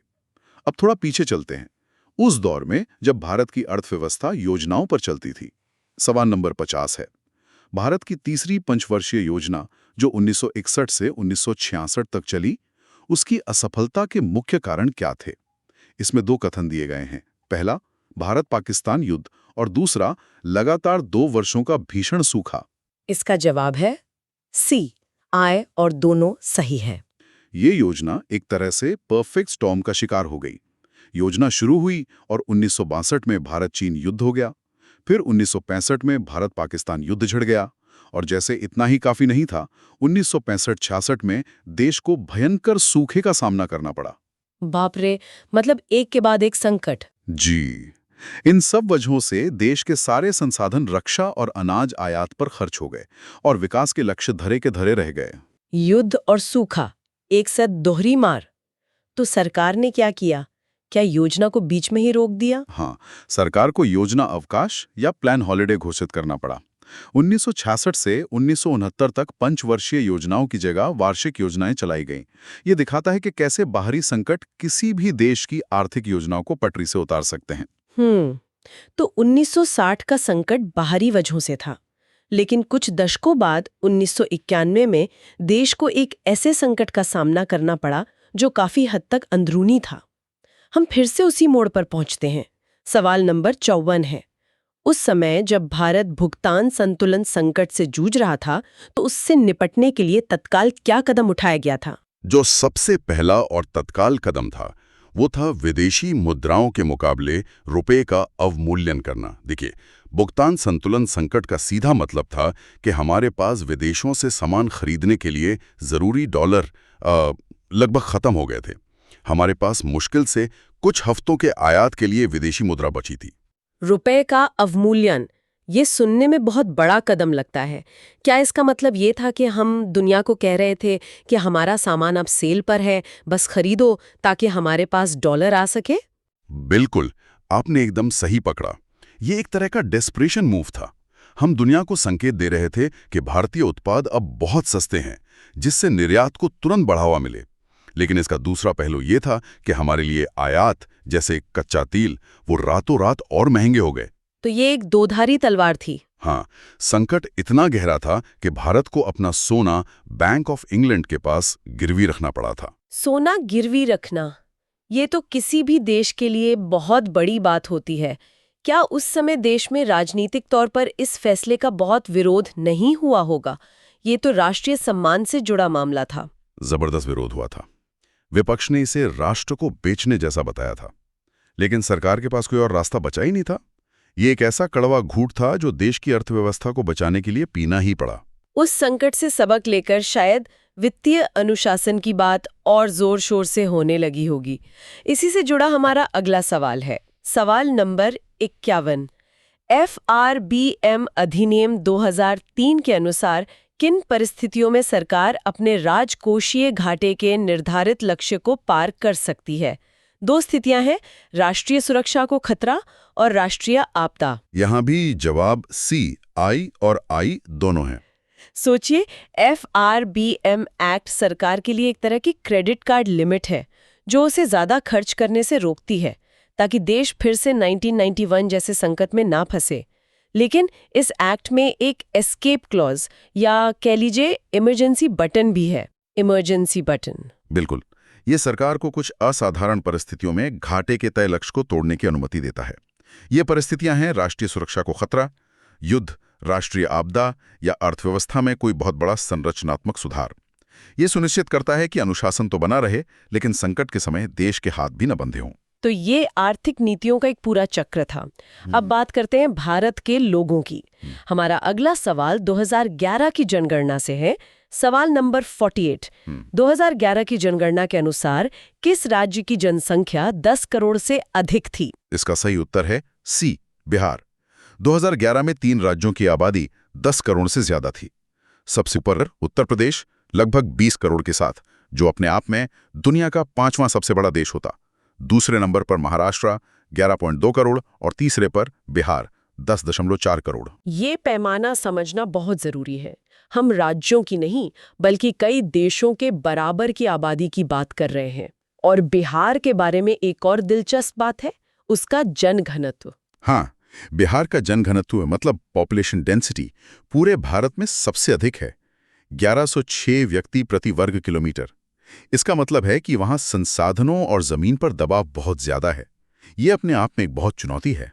अब जनसंख्या के एक और पहलू मृत्यु दर पर आते हैं। सवाल नंबर 52 है। 1921 और 1951 के बीच भारत की मृत्यु दर में गिरावट का मुख्य कारण क्या था? इसका मुख्य कारण था बी, स्वास्थ्य और स्वच्छता में सुधार। 1921 के वर्ष को भारतीय जनसांख्यिकी में महाविभाजन का वर्ष यानी ईयर ऑफ ग्रेट डिवाइड भी कहा जाता है। इससे पहले भारत की जनसंख्या वृद्धि कभी बढ़ती कभी घटती थी। ऐसा क्यों? क्योंकि अकाल और महामारियां बहुत आम थी। लेकिन 1921 के बाद जनसंख्या लगातार बढ़ी। ऐसा इसलिए हुआ क्योंकि अकाल से निपटने के लिए बेहतर राहत प्रणालियां बनी और प्लेग, हैजा जैसी महामारियों पर बेहतर नियंत्रण पाया गया।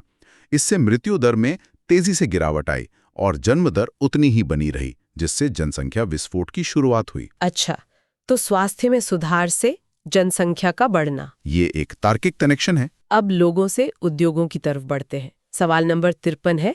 पूंजीगत वस्तु मतलब कैपिटल गुड्स उद्योग किसे कहते हैं? ये वो उद्योग हैं जो मशीनरी और औजारों का निर्माण करता है। इसे ऐसे समझिए, एक है ब्रेड जिसे हम खाते हैं, ये एक उपभोक्ता वस्तु है। लेकिन जिस मशीन या ओवन में वो ब्रेड बनती है वो एक पूंजीगत वस्तु है। ट्रैक्टर, क्रेन, जनरेटर, ये सब कैपिटल गुड्स हैं। तो क्या हम कह सकते हैं कि ये उद्योग किसी भी देश की औद्योगिक क्षमता की रीढ़ होता है? क्योंकि आप बिना मशीनों के कुछ और बना ही नहीं सकते। बिल्कुल सही, ये मशीनें बनाने वाली मशीनों का उद्योग है। जिस देश का पूंजीगत वस्तु उद्योग जितना मजबूत होता है, उसकी आत्मनिर्भरता उतनी ही ज्यादा होती है। अब अर्थशास्त्र के ही एक और दिलचस्प कॉन्सेप्ट पर आते हैं। सवाल नंबर 49 है। सार्वजनिक वस्तुओं यानी पब्लिक गुड्स के सिद्धांत में गैर प्रतिस्पर्धी शब्द का क्या मतलब है? इसका सही अर्थ है बी, एक व्यक्ति के उपभोग से दूसरे व्यक्ति की उपभोग क्षमता पर कोई प्रभाव नहीं पड़ता। इसका सबसे अच्छा उदाहरण है स्ट्रीट लाइट। अगर सड़क पर चलते हुए एक व्यक्ति उस रोशनी का उपयोग कर रहा है तो इससे दूसरे व्यक्ति के लिए रोशनी कम नहीं हो जाती। ये एक प्राइवेट चीज जैसे पिज्जा से अलग है। अगर मैंने एक स्लाइस खा लिया तो आपके लिए एक स्लाइस कम हो गया। और इन पब्लिक गुड्स की एक और खासियत होती है गैर बहिष्कृत होना। हाँ, इसका मतलब है कि आप किसी को इसका इस्तेमाल करने से रोक नहीं सकते। जैसे राष्ट्रीय सुरक्षा, जिसका लाभ देश के हर नागरिक को मिलता है, चाहे वो टैक्स देता हो या नहीं। इसी वजह से सरकार को टैक्स लगाकर ऐसी चीजें मुहैया करानी पड़ती हैं। तो अब हम अपने तीसरे और अंतिम भाग की ओर बढ़ते हैं और पहला सवाल सड़कों के नेटवर्क से जुड़ा है। सवाल नंबर 56, भारत में राष्ट्रीय राजमार्ग कुल सड़क नेटवर्क का केवल कितना हिस्सा है, जबकि वे कुल यातायात का लगभग 40% संभालते हैं? ये आंकड़ा सच में चौंकाने वाला है। इसका जवाब है ए, सिर्फ 2%। आप सोचिए, सिर्फ 2% लंबाई वाले ये रास्ते देश के 40% ट्रैफिक का बोझ उठाते हैं। सिर्फ 2% सड़कें 40% ट्रैफिक संभालती हैं। इसका मतलब तो ये हुआ कि हमारी पूरी अर्थव्यवस्था की लॉजिस्टिक्स एक बहुत पतले से धागे पर टिकी हैं। अगर इन 2% सड़कों पर कुछ हो जाए तो देश का चक्का जाम हो सकता है। यही इसका सबसे बड़ा निष्कर्ष है। ये सड़कें लंबाई में कम होने के बावजूद देश की आर्थिक जीवन रेखाएं हैं। इनका रखरखाव NHAI करता है और NH44, जो श्रीनगर से कन्याकुमारी तक जाता है, भारत का सबसे लंबा राष्ट्रीय राजमार्ग है। सड़कों से अब रेल की तरफ चलते हैं और एक खास रेल मार्ग की बात करते हैं जो इंजीनियरिंग का नमूना माना जाता है। सवाल नंबर 60 है, कोंकण रेलवे किन दो स्थानों के बीच सीधा रेल संपर्क प्रदान करता है? ये जोड़ता है ए, रोहा जो महाराष्ट्र में है और मैंगलोर जो कर्नाटक में है। इस 760 किलोमीटर लंबे रेल मार्ग को इंजीनियरिंग का एक चमत्कार माना जाता है। ऐसा इसलिए क्योंकि ये पश्चिमी घाट के बेहद दुर्गम पहाड़ों से होकर गुजरता है, जहां जमीन खिसकना और भारी बारिश आम बात है। इसे इंजीनियरिंग का चमत्कार तो कहते हैं, लेकिन क्या इतने दुर्गम इलाके में इसे बनाने की वजह से पर्यावरण को लेकर भी कोई चिंताएं थी? बिल्कुल थी। ये एक बड़ा मुद्दा था, लेकिन इसे बनाने में नई तकनीकों का इस्तेमाल किया गया। इस मार्ग पर 2000 से अधिक पुल और 91 सुरंगें हैं, जो इसे बनाने में आई चुनौतियों को दिखाती हैं। नजर डालते हैं। सवाल नंबर 59 है, क्या भारत के हिमालयी क्षेत्र में तांबा और टंगस्टन जैसे खनिज पाए जाते हैं? हाँ, इसका उत्तर है बी, 1 और दोनों पाए जाते हैं। हिमालयी खनिज बेल्ट में तांबा, सीसा, जस्ता, कोबाल्ट और टंगस्टन मौजूद हैं। लेकिन यहाँ एक बहुत बड़ी चुनौती है। हिमालय दुनिया के सबसे नए और सबसे अस्थिर पहाड़ों में से एक है। तो खनिज हैं, पर उन्हें निकालना लगभग नामुमकिन है? नामुमकिन नहीं, पर आर्थिक और पर्यावरणीय रूप से बहुत महंगा और जोखिम भरा है। यहाँ का भूभाग बहुत जटिल है और ये क्षेत्र पारिस्थितिक रूप से भी बहुत ज्यादा संवेदनशील है। इसलिए हमारे पास ये संसाधन तो हैं, लेकिन हम उनका उपयोग करें या ना करें, ये एक बड़ा सवाल है। अपनी जैव विविधता के लिए प्रसिद्ध कदबनवाड़ी घास का मैदान भारत के किस राज्य में है? ये घास का मैदान डी, महाराष्ट्र में है, पुणे जिले में। ये शुष्क घास के मैदानों का एक महत्वपूर्ण हिस्सा है जो अक्सर हमारे ध्यान से छूट जाता है। हम जंगलों की बात करते हैं, लेकिन ये घास के मैदान भी बहुत जरूरी इकोसिस्टम है। और यहाँ कौन से खास जीव जंतु पाए जाते हैं? यह भारतीय भेड़िया, काले हिरन और लकड़बग्घों जैसे कई महत्वपूर्ण जीवों का घर है। वन्य जीवों की बात चली है तो उनके संरक्षण की भी बात कर लेते हैं और इसमें तकनीक की भूमिका देखते हैं।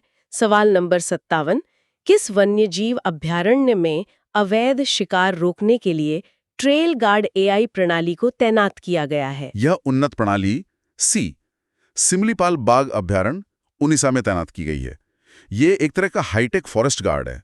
ये एक कैमरा आधारित सिस्टम है जो इंसानों या वाहनों की किसी भी संदिग्ध गतिविधि का पता लगाने के लिए आर्टिफिशियल इंटेलिजेंस का उपयोग करता है। से ही कोई शिकारी जंगल में घुसता है, ये सिस्टम गार्ड्स को अलर्ट भेज देता है। बिल्कुल, ये तुरंत वन रक्षकों को अलर्ट भेज देता है, जिससे उन्हें समय पर कार्रवाई करने में मदद मिलती है। ये तकनीक और संरक्षण का एक बेहतरीन उदाहरण है। और सिमलीपाल अपने मेलेनिस्टिक टाइगर्स यानी कालीधारियों वाले बाघों के लिए भी दुनिया भर में प्रसिद्ध है। तकनीक का ऐसा इस्तेमाल वाकई काबिले तारीफ है। अब आज के आखिरी सवाल पर आते हैं, जो भारत की विदेश नीति से जुड़ा है। सवाल नंबर 55, शंघाई सहयोग संगठन SCO के संस्थापक सदस्यों में से कौन सा देश था? संस्थापक सदस्य था डी, कजाकिस्तान। एससीओ की स्थापना 2001 में 6 देशों ने मिलकर की थी, चीन, रूस और 4 मध्य एशियाई देश, कजाकिस्तान, किर्गिस्तान, ताजिकिस्तान और उज़्बेकिस्तान। और भारत और पाकिस्तान तो इसमें काफी बाद में शामिल हुए हैं ना? ये जानना जरूरी है कि भारत और पाकिस्तान एक साथ 2017 में इसके पूर्ण सदस्य बने, और सबसे नया सदस्य ईरान है जो 2023 में इसका 9वां सदस्य बना। ये दिखाता है कि कैसे ये संगठन पश्चिम के प्रभाव के खिलाफ एक महत्वपूर्ण एशियाई गुट के रूप में उभर रहा है। तो इन सवालों के जरिए हमने सवाल है जो हमारी तटरेखा यानी कोस्ट लाइन की लंबाई के बारे में है। हाँ। हम सब ने स्कूल में एक आंकड़ा पढ़ा है, लेकिन यहाँ पूछा गया है कि इसकी संशोधित या रिवाइज लंबाई कितनी है, और विकल्प है 7,516 किलोमीटर से लेकर 15,000 किलोमीटर तक। ये संशोधित शब्द यहाँ सारा खेल बदल देता है ना? आपने बिल्कुल सही पकड़ा। यही इस सवाल की क्या कहते हैं कुंजी है।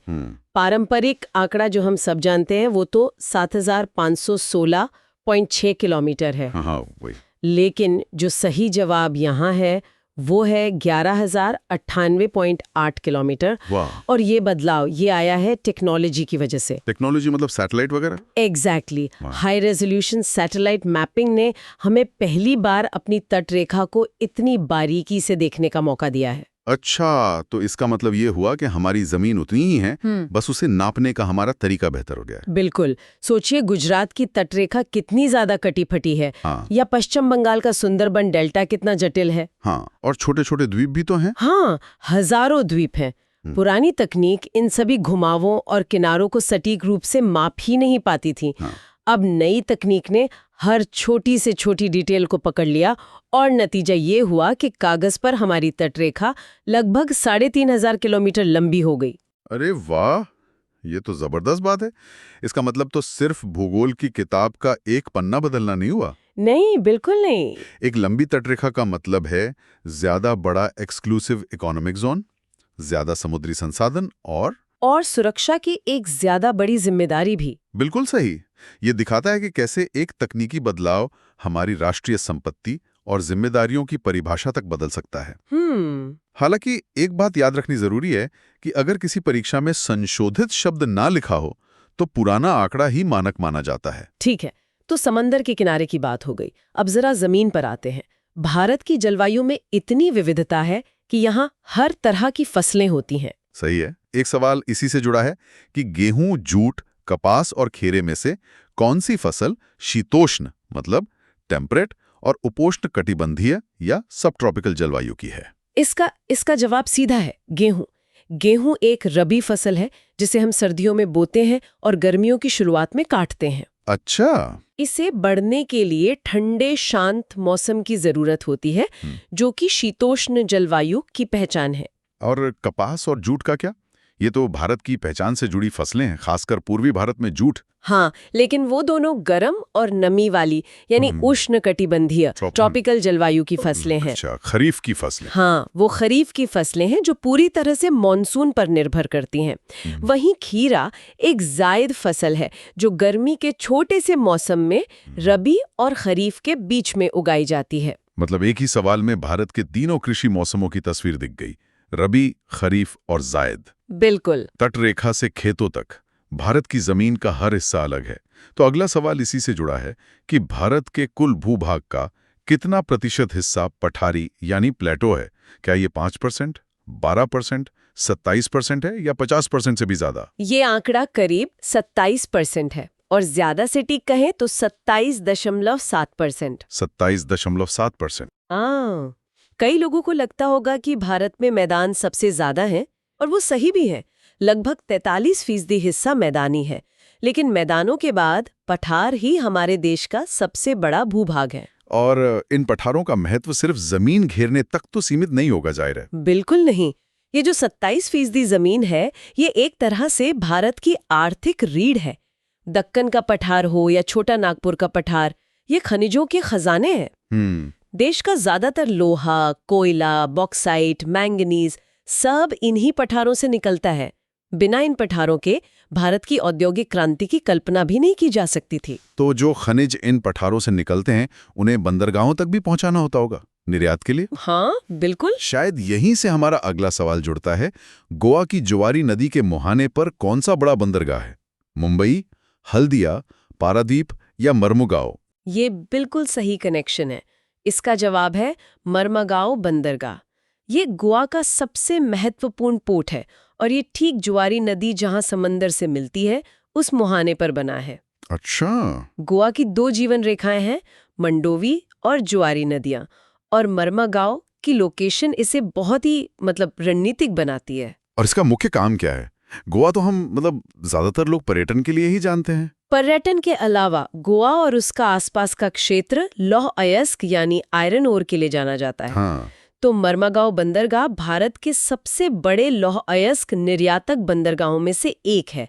तो जो खनिज पठारों से निकलता है वो इसी जैसे बंदरगाहों से दुनिया भर में पहुंचता है। लौह अयस्क की बात हुई, तो अब भारत की ऊर्जा की रीढ़ यानी कोयले पर आते हैं। हाँ, एक बहुत दिलचस्प सवाल है कि भारत का 97% से ज्यादा कोयला किन 4 नदी घाटियों में मिलता है? दामोदर, सोन, महानदी और गोदावरी का एक समूह है, फिर गंगा, यमुना, नर्मदा, ताप्ती और सिंधु का। इसका जवाब पहला विकल्प ही है, दामोदर, सोन, महानदी और गोदावरी। अच्छा।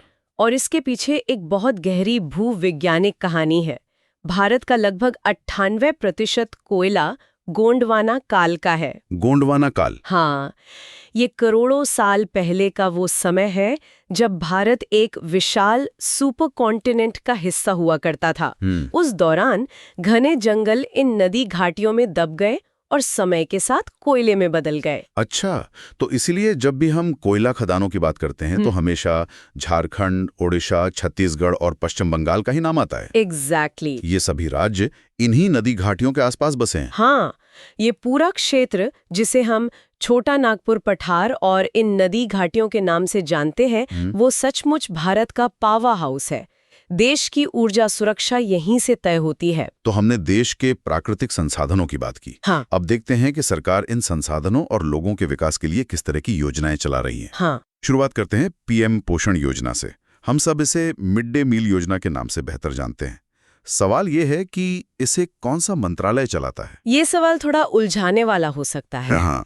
क्योंकि पोषण का नाम सुनकर लगता है कि शायद स्वास्थ्य मंत्रालय होगा या महिला एवं बाल विकास मंत्रालय। हाँ, लेकिन इसका सही जवाब है शिक्षा मंत्रालय। इसके पीछे क्या तर्क है? तर्क ये है कि इस योजना का लक्ष्य सिर्फ बच्चों का पेट भरना नहीं है, बल्कि पोषण के जरिए उनकी सीखने की क्षमता को बढ़ाना और उन्हें स्कूल आने के लिए प्रोत्साहित करना है।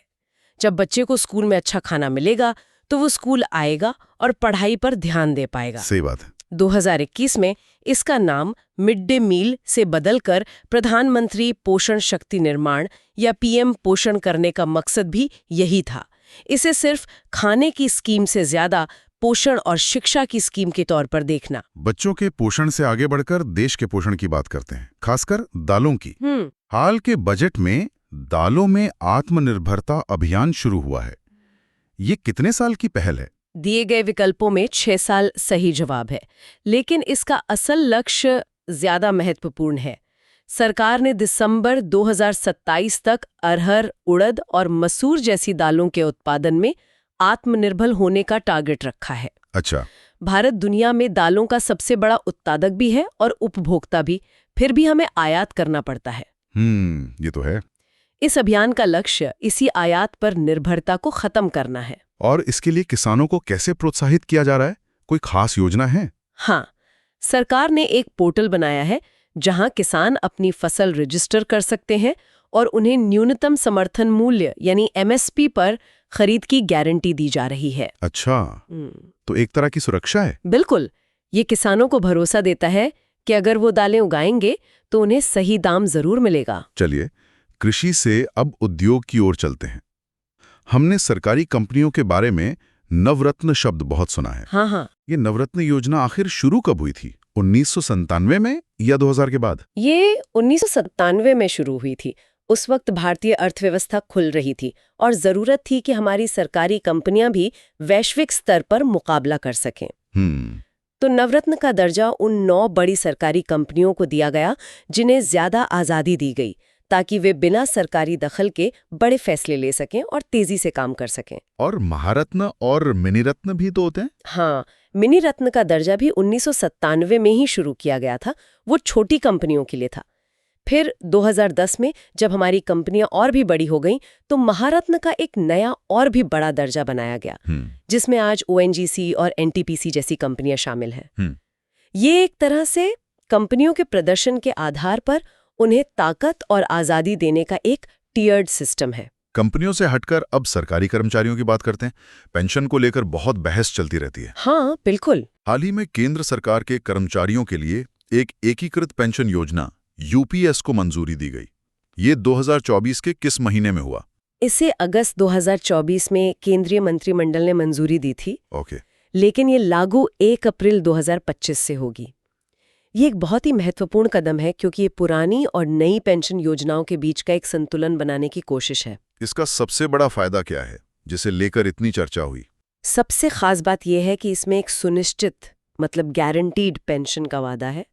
अगर कोई कर्मचारी 25 साल की सेवा पूरी करता है तो उसे रिटायरमेंट से ठीक पहले के 12 महीनों की औसत बेसिक सैलरी का 50% पेंशन के रूप में मिलेगा। ये उन लाखों कर्मचारियों को सुरक्षा की भावना देता है जो 2004 के बाद भर्ती हुए थे। केंद्र सरकार से अब जरा राज्यों की ओर देखते हैं। ओडिशा सरकार ने सुभद्रा योजना शुरू की है। इसका मुख्य लक्ष्य क्या है? इसका मुख्य लक्ष्य 21 से 60 साल की उम्र की महिलाओं को 50,000 रुपए की वित्तीय सहायता देना है। ये एक महिला केंद्रित आर्थिक सशक्तिकरण की योजना है। ये सहायता कैसे दी जाएगी? क्या ये सीधे बैंक खाते में आएगी? नहीं, और यही इस योजना की एक खास बात है। ये रकम 5 सालों में 2 किस्तों में कैश वाउचर के रूप में दी जाएगी। Cash voucher? हाँ, इसका मतलब है कि लाभार्थी इस वाउचर का इस्तेमाल तयशुदा कामों के लिए ही कर सकती हैं।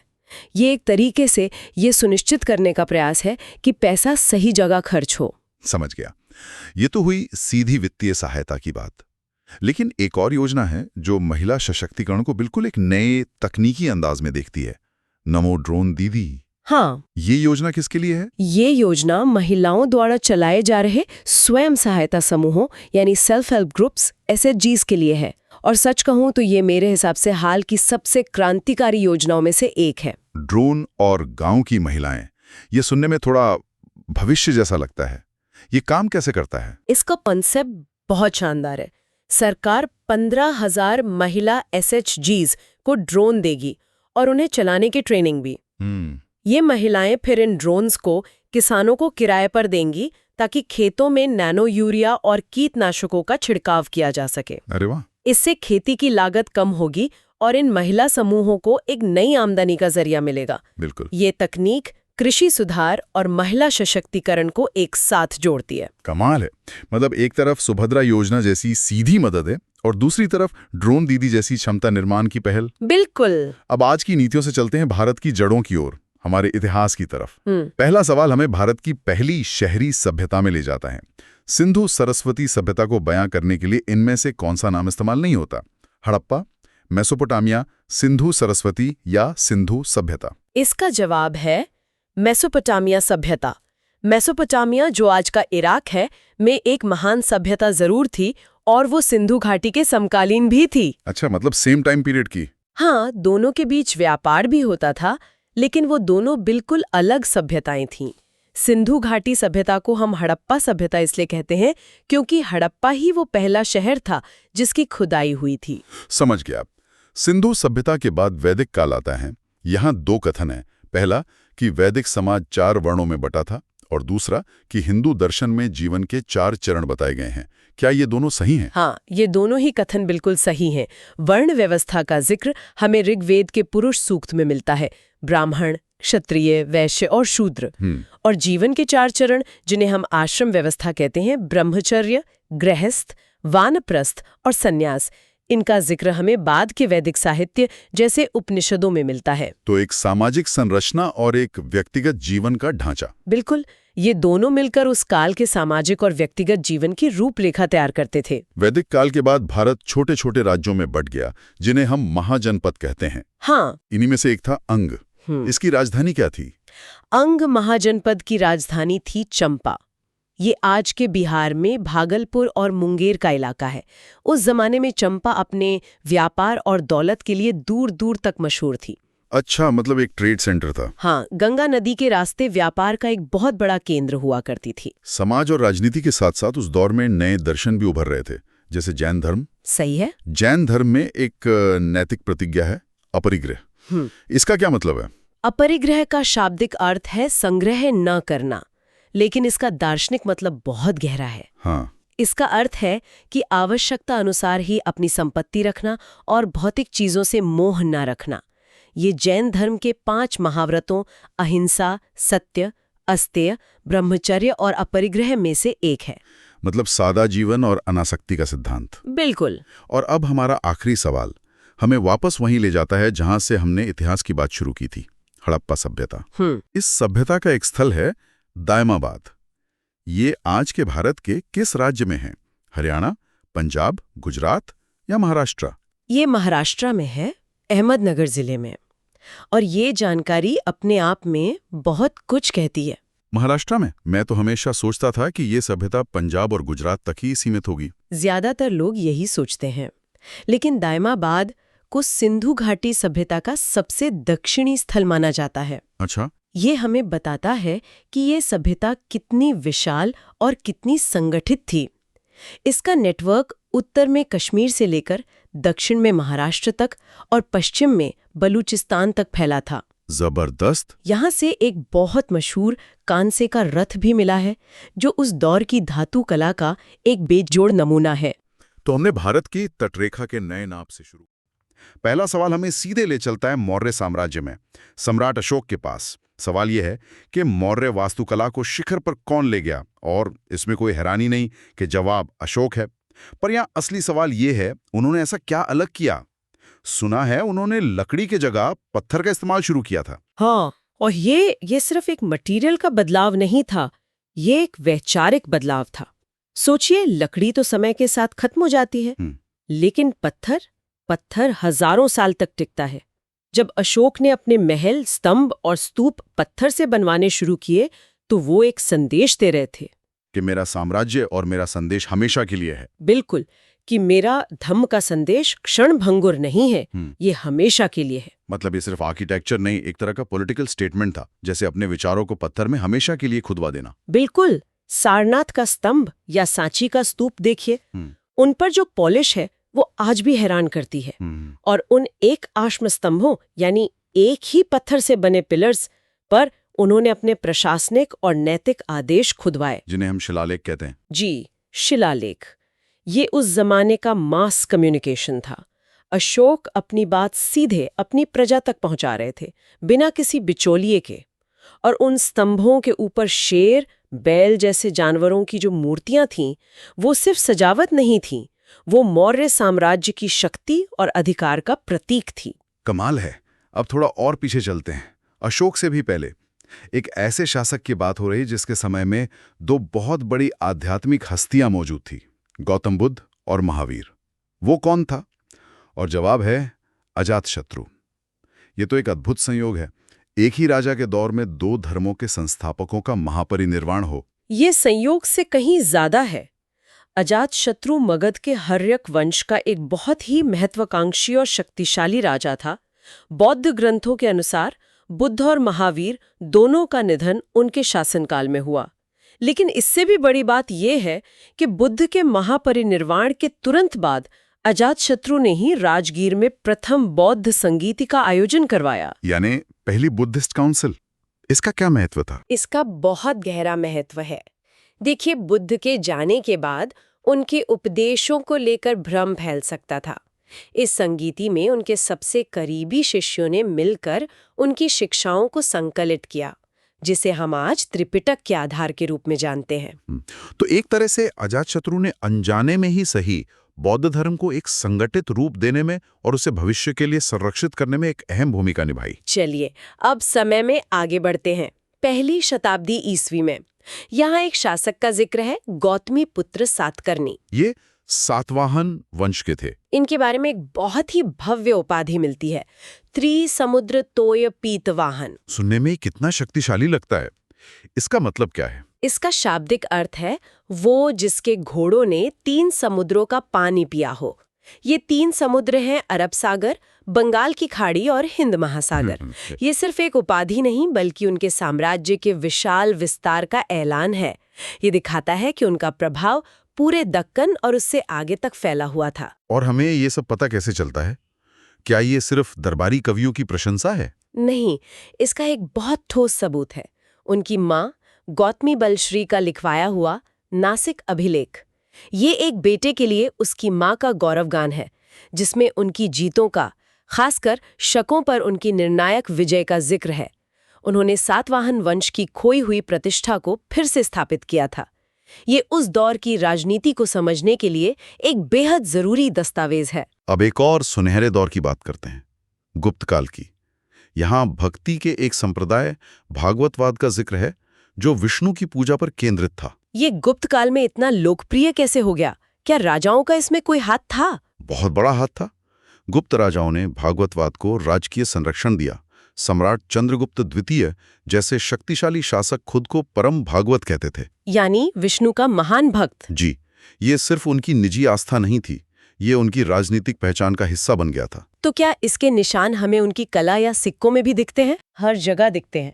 गुप्त काल की मूर्ति कला में विष्णु के अवतारों जैसे वराह और कृष्ण की कहानियां बहुत खूबसूरती से उकेरी गई हैं। लेकिन सबसे बड़ा सबूत है गुप्त साम्राज्य का राजकीय चिन्ह गरुड़। अच्छा। और गरुड़ भगवान विष्णु का वाहन है। अपने राजचिन्ह के रूप में गरुड़ को चुनकर गुप्त शासक ये घोषणा कर रहे थे कि उनका शासन दैवीय रूप से स्वीकृत है। ये धर्म और राजनीति का एक बहुत शक्तिशाली मेल था। ये पैटर्न बहुत दिलचस्प है। अशोक पत्थर पर संदेश खुदवा रहे हैं। गुप्त राजा अपने सिक्कों और चिन्हों से अपनी भक्ति और शक्ति का प्रदर्शन कर रहे हैं। इसी कड़ी में अगला सवाल चोल साम्राज्य से है। विजयालय चोल, जिन्हें शाही चोल वंश का संस्थापक माना जाता है, उन्होंने कावेरी डेल्टा जीतने के बाद क्या किया? जवाब है कि उन्होंने 2 काम किए। तंजावुर शहर बसाया और देवी निशुंभसूदिनी का मंदिर बनवाया। एक शहर और एक मंदिर। ये क्या दिखाता है? ये एक नए साम्राज्य की नींव रखने का क्लासिक तरीका है। जब विजयालय ने लगभग 850 ईस्वी में मुत्तरैयार प्रमुखों से तंजावुर को जीता, तो वो सिर्फ एक विजेता नहीं बनना चाहते थे, बल्कि एक शासक बनना चाहते थे। तंजावुर को बसाना और उसे अपनी राजधानी बनाना एक प्रशासनिक और रणनीतिक कदम था, लेकिन मंदिर बनवाना उससे भी गहरा प्रतीक है। वो कैसे? देवी निशुंभसूदिनी उनकी कुलदेवी थीं। अपनी कुलदेवी का मंदिर बनवाकर वो न सिर्फ अपनी प्रजा को एक धार्मिक केंद्र दे रहे थे, बल्कि अपनी सत्ता को दैवीय वैधता भी प्रदान कर रहे थे। ये एक ऐलान था कि इस भूमि पर अब हमारा शासन है और देवताओं का आशीर्वाद हमारे साथ है। शहर भौतिक शक्ति का केंद्र बना और मंदिर आध्यात्मिक और सांस्कृतिक शक्ति का। अब एक ऐसे शासक पर आते हैं जिनका नाम शायद कम लोगों ने सुना हो, ध्रुवसेन द्वितीय। ये मैत्रक वंश के थे। इनका जिक्र क्यों जरूरी है, खासकर सम्राट हर्षवर्धन के संदर्भ में? क्योंकि ये हमें उस दौर के जटिल राजनीतिक रिश्तों की एक झलक देता है। मैत्रिक वंश का शासन वल्लभी में था, जो आज का गुजरात है। ध्रुवसेन द्वितीय सिर्फ हर्षवर्धन के समकालीन नहीं थे, बल्कि उनके दामाद भी थे। अच्छा, तो ये एक राजनीतिक गठबंधन था? जी, ये शादी एक राजनीतिक गठबंधन था, जिससे उत्तर भारत के सबसे बड़े सम्राट ने पश्चिम में अपनी स्थिति मजबूत की। और क्या उस समय के किसी यात्री ने भी इनका जिक्र किया है? हाँ, और यही बात इसे और दिलचस्प बनाती है। महान चीनी यात्री ह्वेनसांग जब हर्षवर्धन के समय भारत आए, तो वो वल्लभी भी गए और उन्होंने ध्रुवसेन द्वितीय के दरबार का दौरा किया। ह्वेनसांग लिखते हैं कि ध्रुवसेन एक योग्य शासक थे और उनकी बौद्ध धर्म में भी गहरी रुचि थी। तो एक ही शासक के जीवन में हमें राजनीति, विवाह संबंध और अंतर्राष्ट्रीय कूटनीति तीनों के तार जुड़ते दिखते हैं। ह्वेनसांग का जिक्र आया तो उन पर एक सवाल भी है, 7वीं शताब्दी में भारत कौन आया था? और जवाब जाहिर है, ह्वेनसांग ही है। उनकी यात्रा का मकसद क्या सिर्फ घूमना फिरना था? बिल्कुल नहीं। ह्वेनसांग एक बौद्ध भिक्षु थे और उनकी यात्रा एक तीर्थ यात्रा और एक अकादमिक मिशन थी। उनका मुख्य उद्देश्य था बौद्ध धर्म के पवित्र ग्रंथों को इकट्ठा करना और नालंदा विश्वविद्यालय में अध्ययन करना, जो उस समय दुनिया का सबसे बड़ा ज्ञान का केंद्र था। हाँ। उन्होंने 17 साल भारत में बिताए और अपनी यात्रा का एक बहुत ही विस्तृत वर्णन लिखा, CU की या पश्चिमी दुनिया का रिकॉर्ड। ये किताब आज हमारे लिए क्यों इतनी जरूरी है? क्योंकि ये उस समय के भारत का एक आई विटनेस अकाउंट है। वो हमें हर्षवर्धन के प्रशासन, भारतीय समाज, शहरों, लोगों की आदतों और धार्मिक मान्यताओं के बारे में ऐसी जानकारी देते हैं जो किसी और स्रोत में नहीं मिलती। ये उस दौर के इतिहास को फिर से लिखने के लिए एक खजाने की तरह है। चलिए अब समय में एक लंबी छलांग लगाते हैं और आधुनिक भारत में आते हैं। 1906 में असम में एक विद्रोह हुआ था, सोंग्राम संगमा का विद्रोह। ये कहानी क्या है? ये कहानी है जल, जंगल और जमीन पर अधिकार की लड़ाई की। ये एक आदिवासी विद्रोह था जो ब्रिटिश औपनिवेशिक वन कानूनों के खिलाफ हुआ था। अंग्रेजों ने नए कानून बनाकर जंगलों को आरक्षित यानी रिजर्व्ड घोषित कर दिया था। इसका मतलब था कि जिन जंगलों को आदिवासी समुदाय सदियों से अपना घर मानते आए थे, जहां से उनकी रोजी रोटी चलती थी, वहां अब उनके जाने पर पाबंदी लगा दी गई थी। तो ये सिर्फ एक कानून का उल्लंघन नहीं था, ये उनकी पूरी जीवन शैली पर हमला था। बिल्कुल। सोंग्राम संगमा जो गारो समुदाय के थे, उन्होंने इस शोषण के खिलाफ आवाज उठाई। ये विद्रोह दिखाता है कि भारत की आज़ादी की लड़ाई सिर्फ शहरों में पढ़े लिखे अबुजात वर्ग तक सीमित नहीं थी। देश के कोने कोने में आदिवासी समुदाय अपने तरीके से औपनिवेशिक सत्ता को चुनौती दे रहे थे। प्रशासन और कानून की बात हो रही है तो चलिए थोड़ा पीछे चलते हैं। एक ऐसा राजवंश था जिसने भारत पर सिर्फ 15 साल राज किए, लेकिन उसका असर सदियों तक रहा। शूर राजवंश, सिर्फ 15 साल, ये कैसे मुमकिन हुआ?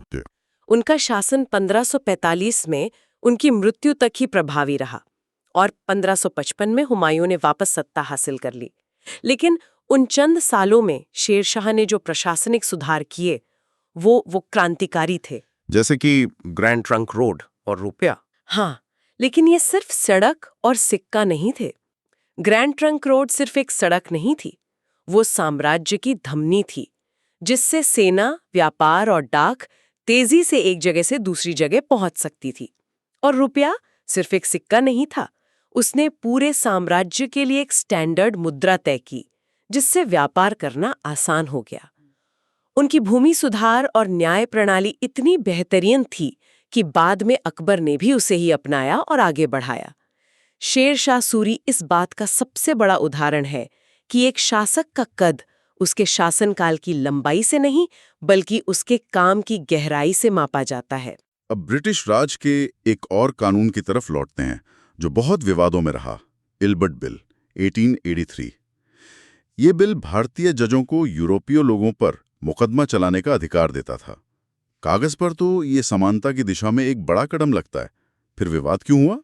विवाद इसलिए हुआ क्योंकि इसने औपनिवेशिक नस्लवाद की नंगी सच्चाई को सामने ला दिया। वाइसरॉय लॉर्ड रिपन ये बिल समानता के सिद्धांत पर लाए थे, लेकिन भारत में रहने वाले अंग्रेजों और यूरोपीय लोगों ने इसका जबरदस्त विरोध किया। वो ये बर्दाश्त नहीं कर सकते थे कि कोई देसी जज उनका फैसला करे। इसे श्वेत विद्रोह या व्हाइट म्यूटनी भी कहा जाता है ना? जी हाँ। उन्होंने संगठित होकर इतना दबाव बनाया कि सरकार को झुकना पड़ा और बिल में ऐसे संशोधन करने पड़े जिससे उसका मूल उद्देश्य ही खत्म हो गया। इस घटना ने कांग्रेस के शुरुआती नरमपंथी नेताओं की आंखें खोल दी। उन्हें समझ आया कि ब्रिटिश न्याय और समानता के वादे कितने खोखले हैं। इसने भारतीय राष्ट्रवाद को और मजबूत किया। और इसी राष्ट्रवाद के भीतर भी अलग अलग विचारधाराएं थीं। एक सवाल इसी से जुड़ा है कि किसने नरमपंथियों की प्रार्थना की राजनीति की आलोचना की? और जवाब है लाल, बाल और पाल, यानी लाला लाजपत राय, बाल गंगाधर तिलक और बिपिन चंद्र पाल। इनके तरीकों में क्या फर्क था? जमीन आसमान का फर्क था। नरमपंथी जैसे गोपाल कृष्ण गोखले ब्रिटिश सरकार को याचिकाएं भेजकर और गिड़गिड़ाकर सुधारों की मांग करते थे। गरम दल के इन नेताओं का मानना था कि आज़ादी भीख में नहीं मिलती, उसे छीनना पड़ता है। तिलक का नारा स्वराज मेरा जन्मसिद्ध अधिकार है और मैं इसे लेकर रहूंगा। हाँ, ये इसी आत्मविश्वास को दिखाता है। जी, इसी आत्मविश्वास और संघर्ष की भावना को दिखाता है। वे सीधी कार्रवाई, बहिष्कार और जन आंदोलन में विश्वास रखते थे। ये कांग्रेस के भीतर एक बड़े वैचारिक बदलाव का प्रतीक था। संघर्ष की बात हो रही है तो सैन्य रणनीति पर आते हैं। शिवाजी ने अपने दुश्मनों, खासकर विशाल मुगल सेना के खिलाफ किस रणनीति का सबसे ज्यादा इस्तेमाल किया? जवाब है गुरिल्ला युद्ध। इसे मराठा क्या कहते थे? मराठा इसे गनिमी कावा कहते थे। ये सिर्फ एक युद्ध नीति नहीं थी, ये भूगोल को हथियार बनाने की कला थी। शिवाजी और उनके सैनिक सह्याद्री के पहाड़ों और घने जंगलों को अपनी हथेली की तरह जानते थे। वो विशाल सेनाओं से सीधे नहीं टकराते थे। वो अचानक हमला करते, दुश्मन को भारी नुकसान पहुंचाते और इससे पहले कि दुश्मन संभल पाए, पहाड़ों में गायब हो जाते। तो ये प्रेरणा उन्हें कहाँ से मिली? माना जाता है कि उन्होंने ये तकनीक अहमदनगर के मलिक अंबर की युद्ध नीति से सीखी और उसे अपनी जरूरतों के हिसाब से और भी घातक बना दिया। गनीमी कावा ने एक छोटी सी सेना को भी औरंगजेब जैसी महाशक्ति के सामने टिकने और जीतने की ताकत दी। मुगलों की बात चल रही है तो अकबर के दौर का एक सवाल है। 1591 में चेरो जनजाति को किस मुगल सेनापति ने हराया था? जवाब है राजा मानसिंह। ये चेरो कौन थे और ये अभियान क्यों जरूरी था? चेरो एक शक्तिशाली राजवंश था जो आज के बिहार और झारखंड के हिस्सों में राज करता था। राजा मानसिंह उस समय बिहार के सूबेदार थे। यह अभियान मुगल साम्राज्य के विस्तार की नीति का हिस्सा था। अकबर का लक्ष्य था कि पूरे उपमहाद्वीप के स्थानीय शासकों को मुगलों की अधीनता में लाया जाए, ताकि एक केंद्रीकृत शासन स्थापित हो सके और उनसे नियमित रूप से कर वसूला जा सके। चेरों की हार पूर्वी भारत में मुगल सत्ता को स्थापित करने में एक और कदम था। और अब हम अपने आखिरी सवाल पर आते हैं, जिसने भारत के इतिहास की दिशा हमेशा के लिए बदल दी। ब्रिटिश ईस्ट इंडिया कंपनी की भारत में पहली बड़ी और निर्णायक जीत कौन सी थी? जवाब है प्लासी का युद्ध। इसे एक निर्णायक मोड़ क्यों कहा जाता है? क्योंकि ये सिर्फ एक लड़ाई की जीत नहीं थी, ये भारत की किस्मत की हार थी। 1757 में रॉबर्ट क्लाइव की सेना ने बंगाल के नवाब सिराजुद्दौला को हराया, लेकिन ये जीत हथियारों के दम पर कम और धोखाधड़ी, साजिश और विश्वासघात के दम पर ज्यादा हासिल की गई थी। मीर जाफर जैसे लोगों ने धोखा दिया था? जी, नवाब के अपने ही लोगों ने उसे धोखा दिया। इस जीत का असर क्या हुआ? इस जीत के बाद ईस्ट इंडिया कंपनी, जो अब तक सिर्फ एक व्यापारिक कंपनी थी, वो रातों रात एक राजनीतिक ताकत बन गई। उसे बंगाल का खजाना हाथ लग गया, जिसका इस्तेमाल उन्होंने अपनी सेना को और बड़ा करने और बाकी भारत को जीतने में किया। प्लासी ने वो दरवाजा खोला जिससे अंग्रेज भारत में दाखिल हुए और अगले 200 साल तक यहीं रह गए। इसके बाद 1764 में हुए बक्सर के युद्ध ने इस पर पक्की मुहर लगा दी। तो इन सभी सवालों को एक साथ रखकर देखने पर क्या समझ आता है? हमने मौर्य काल। प्रश्न संख्या 91 जो बल यानी फोर्स के बारे में है। प्रश्न है, बल के संबंध में कौन सा कथन सही है? पहला कथन है, यदि किसी वस्तु पर असंतुलित बल कार्य करता है तो इससे उसकी गति या दिशा में परिवर्तन होगा। और दूसरा कथन, किसी वस्तु को त्वरित करने के लिए संतुलित बल आवश्यक है। विकल्प हैं केवल I, केवल 2, दोनों सही या दोनों गलत। और सही जवाब है ए, केवल I। जी, यहाँ 2 शब्द बहुत अहम हैं। संतुलित मतलब बैलेंस्ड और असंतुलित अनबैलेंस्ड। भौतिकी में सारा एक्शन जो है वो असंतुलित बल की वजह से ही होता है। अच्छा। जब किसी चीज पर लगने वाले सारे बल एक दूसरे को काट ना पाए, मतलब एक तरफ का बल ज्यादा हो, तो उसे असंतुलित बल कहते हैं। और न्यूटन का नियम यही कहता है कि यही असंतुलित बल किसी रुकी हुई चीज को चला सकता है, चलती हुई चीज को रोक सकता है या उसकी दिशा बदल सकता है। बिल्कुल, इसी को हम त्वरण यानी एक्सेलरेशन कहते हैं। अच्छा, तो अगर संतुलित बल त्वरण नहीं लाते तो फिर उनका कोई मतलब भी है या वे सिर्फ चीजों को स्थिर रखने के काम आते हैं? ये बहुत अच्छा सवाल है। संतुलित बल भले ही किसी चीज को गति न दें, पर वे बहुत महत्वपूर्ण हैं। सोचिए, एक मेज पर रखी किताब, गुरुत्वाकर्षण उसे नीचे खींच रहा है और मेज उसे ऊपर धकेल रही है। दोनों बल बराबर और विपरीत है, यानी संतुलित है, इसलिए किताब अपनी जगह से नहीं हिलती। यहाँ संतुलित बल स्थिरता बनाए हुए है। और एक और काम है जो वो कर सकते हैं, वो है आकार बदलना। आकार बदलना जैसे आप एक गुब्बारे को दोनों हाथों से बराबर ताकत से दबाते हैं तो वो हिलता नहीं, पर उसका आकार बदल जाता है। ये संतुलित बल का ही असर है। इसीलिए दूसरा कथन कि त्वरण के लिए संतुलित बल चाहिए, वो बिल्कुल गलत है। समझ गया। बल चीजों की गति या आकार बदलता है, लेकिन बल चीजों में कंपन भी तो पैदा कर सकता है ना। और यहीं से हमारा अगला सवाल जुड़ता है, जो ध्वनि यानी साउंड के बारे में है। प्रश्न 92। ओके। वो कौन सा शब्द है जो ये वर्णन करता है कि मानव मस्तिष्क ध्वनि की आवृत्ति को किस प्रकार ग्रहण करता है? विकल्प हैं तरंगदैर्घ्य, आवृत्ति, पिच और आयाम। सही उत्तर है सी, पिच। हाँ, ये एक बहुत दिलचस्प अंतर है। मतलब भौतिकी दुनिया को कैसे नापती है और हमारा दिमाग उसे कैसे महसूस करता है। आवृत्ति यानी फ्रीक्वेंसी एक भौतिक गुण है जिसे हम मशीन से नाप सकते हैं। हर्ट्ज में। हर्ट्ज में। इसका मतलब है कि ध्वनि की तरंग 1 सेकंड में कितनी बार कंपन कर रही है। लेकिन हमारा दिमाग वो इस कंपन की संख्या को सीधे सीधे नहीं समझता, वो इसे एक अनुभव में बदल देता है। तो पिच एक तरह से आवृत्ति का मनोवैज्ञानिक या भावनात्मक अनुभव है ना? बिल्कुल बिल्कुल सही कहा। पिच आवृत्ति का हमारा सब्जेक्टिव अनुभव है।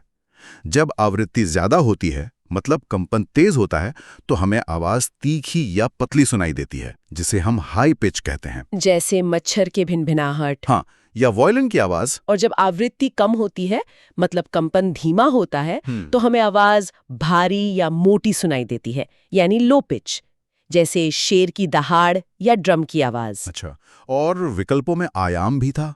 हाँ, आयाम यानी एम्पलीट्यूड, वो बताता है कि आवाज कितनी तेज या धीमी है, मतलब उसकी प्रबलता, उसकी लाउडनेस। बहुत खूब। ध्वनि हवा में तरंगों के जरिए चलती है, और हवा भी तो एक तरह का तरल ही है। जब हम तेज हवा में भागते हैं तो एक प्रतिरोध महसूस होता है। और यही हमारे अगले सवाल, प्रश्न 93 का विषय है, द्रव घर्षण। 2 कथन है। पहला, द्रव घर्षण को ड्रैग भी कहा जाता है, और दूसरा, यह द्रव के सापेक्ष वस्तु की गति के साथ बदलता रहता है। यहाँ सही जवाब है सी, दोनों कथन सही है। ड्रैग एक ऐसा अनुभव है जो हम सबने महसूस किया है। चलती गाड़ी से हाथ बाहर निकालने पर हवा का जो दबाव महसूस होता है, हाँ। या पानी में तैरते समय जो प्रतिरोध महसूस होता है, वही ड्रैग है। जब भी कोई चीज किसी तरल, चाहे वो हवा हो या पानी, में से गुजरती है, तो वो तरल उसे रोकने की कोशिश करता है। इसी विरोधी बल को हम द्रव घर्षण या ड्रैग कहते हैं। और ये गति के साथ बदलता है। इसका मतलब जितनी तेजी से हम चलेंगे, ये ड्रैग उतना ही बढ़ेगा। जी हाँ, और ये बहुत तेजी से बढ़ता है। अक्सर गति दोगुनी करने पर ड्रैग 4 गुना हो जाता है। इसीलिए तेज रफ्तार वाली चीजों के डिजाइन में ड्रैग को कम करना सबसे बड़ी चुनौती होती है। और इसका हल प्रकृति ने हमें बहुत पहले ही दे दिया था। मछलियों का शरीर, पक्षियों के पंख, ये सब धारा रेखीय है, स्ट्रीमलाइंड। अच्छा, ताकि पानी या हवा आसानी से उनके ऊपर से गुजर जाए और ड्रैग कम से कम हो। इसी डिजाइन को देखकर हमने हवाई जहाज, रेसिंग कारें और पनडुब्बियां बनाई हैं। वाह। हवा का ड्रैग हमें धीमा करता है, लेकिन एक और बल है जो हमें पृथ्वी से हर पल बांधे रखता है। और ये हमें ले जाता है प्रश्न 94 पर, जो न्यूटन के सार्वभौमिक गुरुत्वाकर्षण नियम के बारे में है। ओके। कथन है, पहला, ये सूर्य के चारों ओर ग्रहों की गति को नियंत्रित करता है, और दूसरा, ये चंद्रमा और सूर्य के कारण होने वाले ज्वार भाटे की व्याख्या करता है। इसका भी जवाब सी, दोनों कथन सही हैं। ये सोचना ही कमाल है कि जो नियम एक सेब को पेड़ से गिराता है, वही ग्रहों को उनकी कक्षाओं में रखता है। निश्चित रूप से ये विज्ञान के इतिहास के सबसे क्रांतिकारी विचारों में से एक था। न्यूटन से पहले लोग मानते थे कि पृथ्वी के नियम अलग हैं और आसमान के नियम अलग। न्यूटन ने बताया कि नहीं, एक ही नियम, गुरुत्वाकर्षण का नियम, पूरे ब्रह्मांड पर लागू होता है। उन्होंने कहा कि ब्रह्मांड की हर चीज हर दूसरी चीज को अपनी ओर खींच रही है। जी। और इस खिंचाव की ताकत किस बात पर निर्भर करती है? आसान भाषा में कहें तो 2 बातों पर। पहला, उन चीजों का द्रव्यमान कितना है, मतलब वो कितनी भारी हैं। चीजें जितनी भारी होंगी, खिंचाव उतना ज्यादा होगा। और दूसरा, उनके बीच की दूरी कितनी है। वे जितनी दूर होंगी, खिंचाव उतना ही कमजोर होता जाएगा, और ये दूरी बढ़ने पर बहुत तेजी से कम होता है। यही वो अदृश्य धागा है जिसने हमारे सौर मंडल को एक साथ बांध रखा है, और यही चंद्रमा का खिंचाव है जो समुद्र में ज्वार भाटा लाता है। गुरुत्वाकर्षण हमें नीचे खींचता है, और जब कोई चीज इस खिंचाव के कारण गिरती है तो उसमें ऊर्जा का एक बहुत ही दिलचस्प खेल चलता है। यह है हमारा अगला सवाल, प्रश्न 95। ठीक है। किसी पिंड के मुक्त रूप से गिरते समय उसकी स्थितिज ऊर्जा और गतिज ऊर्जा में क्या परिवर्तन होता है? और सही जवाब है सी, स्थितिज ऊर्जा घटती है जबकि गतिज ऊर्जा बढ़ती है। ये ऊर्जा संरक्षण के नियम का एक बेहतरीन उदाहरण है। ये नियम कहता है कि ऊर्जा को ना तो पैदा किया जा सकता है, ना ही नष्ट, वो सिर्फ अपना रूप बदलती है। जब कोई वस्तु ऊंचाई पर होती है तो उसमें गुरुत्वाकर्षण के कारण एक संग्रहित ऊर्जा होती है।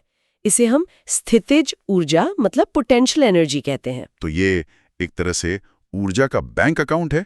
ऊंचाई पर स्थितिज ऊर्जा जमा है और गिरने पर हम उसे गतिज ऊर्जा के रूप में निकाल रहे हैं। क्या खूब एनालॉजी है। बिल्कुल ऐसा ही है। जैसे ही वस्तु गिरना शुरू करती है उसकी ऊंचाई कम होती है, यानी उसका स्थितिज ऊर्जा का बैलेंस कम होता है। लेकिन ये ऊर्जा गायब नहीं होती, वो बदल जाती है। हाँ, ये गति की ऊर्जा यानी गतिज ऊर्जा काइनेटिक एनर्जी में बदल जाती है। वस्तु जितनी तेजी से गिरती है उसकी गतिज ऊर्जा उतनी ही बढ़ती जाती है। और अगर हम हवा के प्रतिरोध को भूल जाएं तो किसी भी पल में इन दोनों ऊर्जाओं का कुल योग यानी टोटल बैंक बैलेंस हमेशा एक जैसा रहता है। बहुत साफ। ऊर्जा की बात हुई, अब बात करते हैं गति की, अपनी जिद की। कोई चीज अपनी मौजूदा हालत में क्यों बने रहना चाहती है? प्रश्न 96 इसी से जुड़ा है। ओके। एक कथन है, कोई वस्तु तब तक स्थिर रहती है या सीधी रेखा में स्थिर गति से चलती रहती है जब तक उस पर कोई बाह्य बल कार्य ना करे। पूछा गया है कि यह कौन सा नियम है? सही जवाब है ए, गति का पहला नियम। इसे जड़त्व का नियम भी कहते हैं। हाँ, जड़त्व मतलब इनर्शिया ही यहाँ मुख्य विचार है। जड़त्व किसी भी वस्तु का वो गुण है जिसकी वजह से वो अपनी अवस्था में होने वाले बदलाव का विरोध करती है। अगर कोई चीज रुकी है तो वो रुकी रहना चाहती है। अगर कोई चीज चल रही है तो वो उसी गति और उसी दिशा में चलते रहना चाहती है। उसे बदलने के लिए आपको एक बाहरी असंतुलित बल लगाना ही पड़ेगा। बिल्कुल। लेकिन ये थोड़ा अजीब लगता है। हमारी दुनिया में तो हर चलती हुई चीज आखिर में रुकी जाती है। एक गेंद को लुढ़का दो, वो थोड़ी देर बाद रुक जाएगी। तो क्या ये नियम गलत है? ये एक बहुत ही आम और वाजिब सवाल है। असल में वो गेंद अपने आप नहीं रुकती।